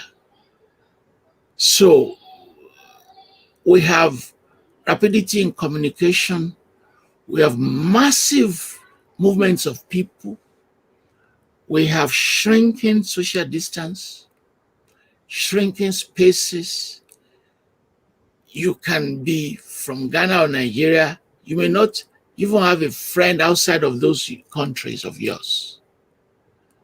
You can be from Nigeria and all your friends are just Nigerians. So because unlike when I was young, we didn't have many people abroad then. Now in Houston, there are like 50,000. There's a street called Bisonet in Houston. Nigerian restaurants, Nigerian salons, Nigerian markets. There is no Nigerian food you are looking for that does not exist in all these big cities anymore. And so is religion. So is fashion. So is film. And as we move into this moment, what we need to do is to accumulate all these cultures, all these religions, all this fashion, the music, and turn them into sources of identity to empower ourselves. And I'm hoping that more and more of our people will move into management positions, will become vice chancellors and deans, and they will be able to benefit from the clusters that we have and use them to penetrate the school systems so that our presence becomes more magnified, whether in practical things like religion or the way we teach our culture. This is commencement week, the commencement moments in American universities. And from school to school to school to school, you can see the success of a new generation of African students. How we will now take them back to the Caribbean, to Lagos, to Uganda, to be part of the transformation process is what we have to talk about. And you will see success areas have emerged. We now have what we call the Yaba Valley in Lagos. Young girls and boys in their 20s, they're now even recruiting them. Bitcoin companies are recruiting from Lagos. They're very savvy in IT. You have the fashion industry, extremely successful. You have the religious industry, like Adeboye is a global figure. Oyedepo is a global figure. These are transformational moments that we're entering into. And the movie, The Black Panther, which fused traditional Pan-Africanism with James Bond technology, talk about Afro-cosmopolitanism, how science and technology will liberate us, can become real.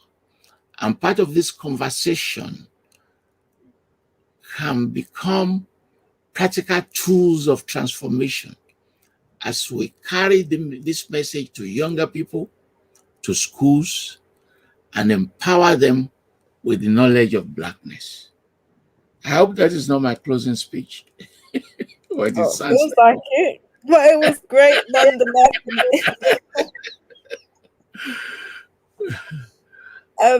Dr. Audrey, do you want to add a closing speech and maybe incorporate the last question we have, which is around religion? Do you believe, or it could be a mixture of two, do you believe the motivation for not returning artifacts is mainly financial in nature, because artifacts allow museums to generate substantial income? And I guess you can also touch on the importance of religion in the mental emancipation of the diaspora and people of African descent, and also incorporate African traditional religions as well, because we focused on just the two of Christianity and Islam and Judaism, which we've also established have African origins too, but also other African traditional religions. Oh, you're on mute. Yeah. So to look at, I'll start, where to start? They're big ones.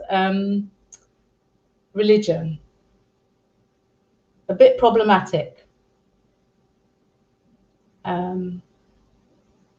I think it's caused, because there's so many denominations, so many different traditions of religion, I think it's caused a lot of confusion and separation. People with their, as much as it's, Western traditions of religion, Christianity, accept the difference and love thy neighbor, but people don't. Religions, people have, there's so much religious separation, religious war. Can't marry him, can't marry her because they're from different religions, or religions literally people through the name of some kind of religion at war. So I think religion is, beliefs are beautiful. There is a creator, but I think religion is just a bit problematic, and we need to deproblematize it, because you either have faith in something, there's one God, there is a creation, there is humanity. I think we could develop something or draw on something that is more universal. I think it's a bit, to my mind, I think religion is a bit problematic because there's so much of it that's confusing and there isn't harmony in a way. And in the Caribbean, there are small islands and there's so many different denominations. The populations are not 1 million. In some of these are 250,000, 300, 5,000, 2.2 million. Very small populations with diverse practices of tradition, of religion, which doesn't allow an overarching, doesn't allow a unity, a unison. I'm not saying they're all at war, but it's this sense of unison. These are small populations with a lot of separation, and also the beliefs. Again, what you believe is what you believe. That's very much a mixture. There's some Afrocentric belief and religious practices in the Caribbean that have stayed and developed and recreated and repackaged, and then we have the modern, a more sort of newer kind of, you've got the Pocomia, you've got the Camino, you've got the Mile, which are very much more based on African traditions. And we have, as you know, Christianity in Jamaica, for example, is like 60% of the population. So you still have the other traditions, but there's this kind of tension between Christianity, Western, African, more spiritual type of tradition of practice, religious practice. So I think there needs to be something to small populations to bring them together in some kind of harmony and some kind of spiritual religious practice. So that's where I think there could be work in the diaspora, definitely across the religion. And the other question was looking at the museums. Are they not going to return the artifacts because it's financial? To to play devil's advocate, I think it might well be, yes, of course it's financial, but I think the humiliation is probably more of a motive. The power of it, to own it, to control it, to be purveyors of the story, is got another edge to it. And there is a power dynamic in there. And that is as important, I think, as the finance. You know, and sometimes some of these artifacts, if they ever get to an auction house, well, you know, I don't even know how to write down that type of money. I have to think about it for maybe a good 20 minutes and figure it out. And it's sad in a way, you know, it's a commodification of it all. It's the finance of it. And yes, it does get housed and people can be charged to go to museums, or they could be free. But then it's the prowess. It's a capture, conquer, and it's the goods. And it's telling a story. You don't even understand the story, but you're telling the story of what you think it is. You're putting the narrative there in next to it. So I think it's just really a sense of more power, control, prowess, and really much about how we went around the world and captured these, and aren't we great archaeologists if we've dug it up, or somehow we've got these artifacts that people must have given us because they didn't have any use for them. I don't know how they, different reasons and different ways are acquired. I think it's very much a sad situation. I think it needs to be leveled back to just being honest and truthful. Let them be in the right place. There are plenty of European history, European artifacts can definitely tell their own story. Africa can tell its own story. And I think it's more of a, sad to say, perhaps, yes, the money, but more of a power to it. And there is humiliation in there. That comes with the power, that comes with it. Africa is a conquested, well, Africans and diaspora are conquested nations and peoples. I think that's really what it's about, as much as it's much about the whole thing of warring and capturing and seizing and occupying. And we need to, you know, the world could do with a change from that, because everywhere in the planet is suffering. And the only way to release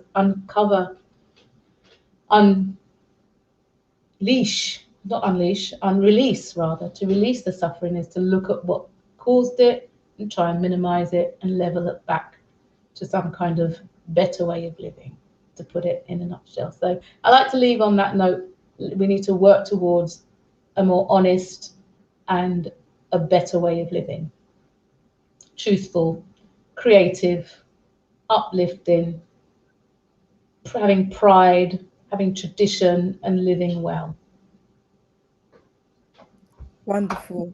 Well, today has been a space of safety, a space of joy, and also a space of collective remembrance and homage. And I just want to thank you both for all the work that you have done, all the labor of love for our communities, and for being in community with us today and sharing all your wisdom and knowledge with us, so that we can also be a blessing to others, but also to preserve that oral tradition of speaking with each other and creating new stories and thinking about ways that we can plan for Black futures. So I want to thank you both for supporting the Black Global Collective in our beginning stages. And again, we want to thank you for all your work, and also for today, the discussions that we've had, because I have been blown away, and I'm going to be watching this and taking some of the sound bites to do further research on myself and my project. So thank you so much for being with us today. It's a pleasure. Thank you so much. And to my new friend, Dr. Audrey, thank you very much. And I wish the organization success and growth from strength to strength. Thank you very much. Echo this way too. Thank you. And good to meet you, Professor, and everyone else. Let's keep in touch, please. Definitely. Yeah. No problem.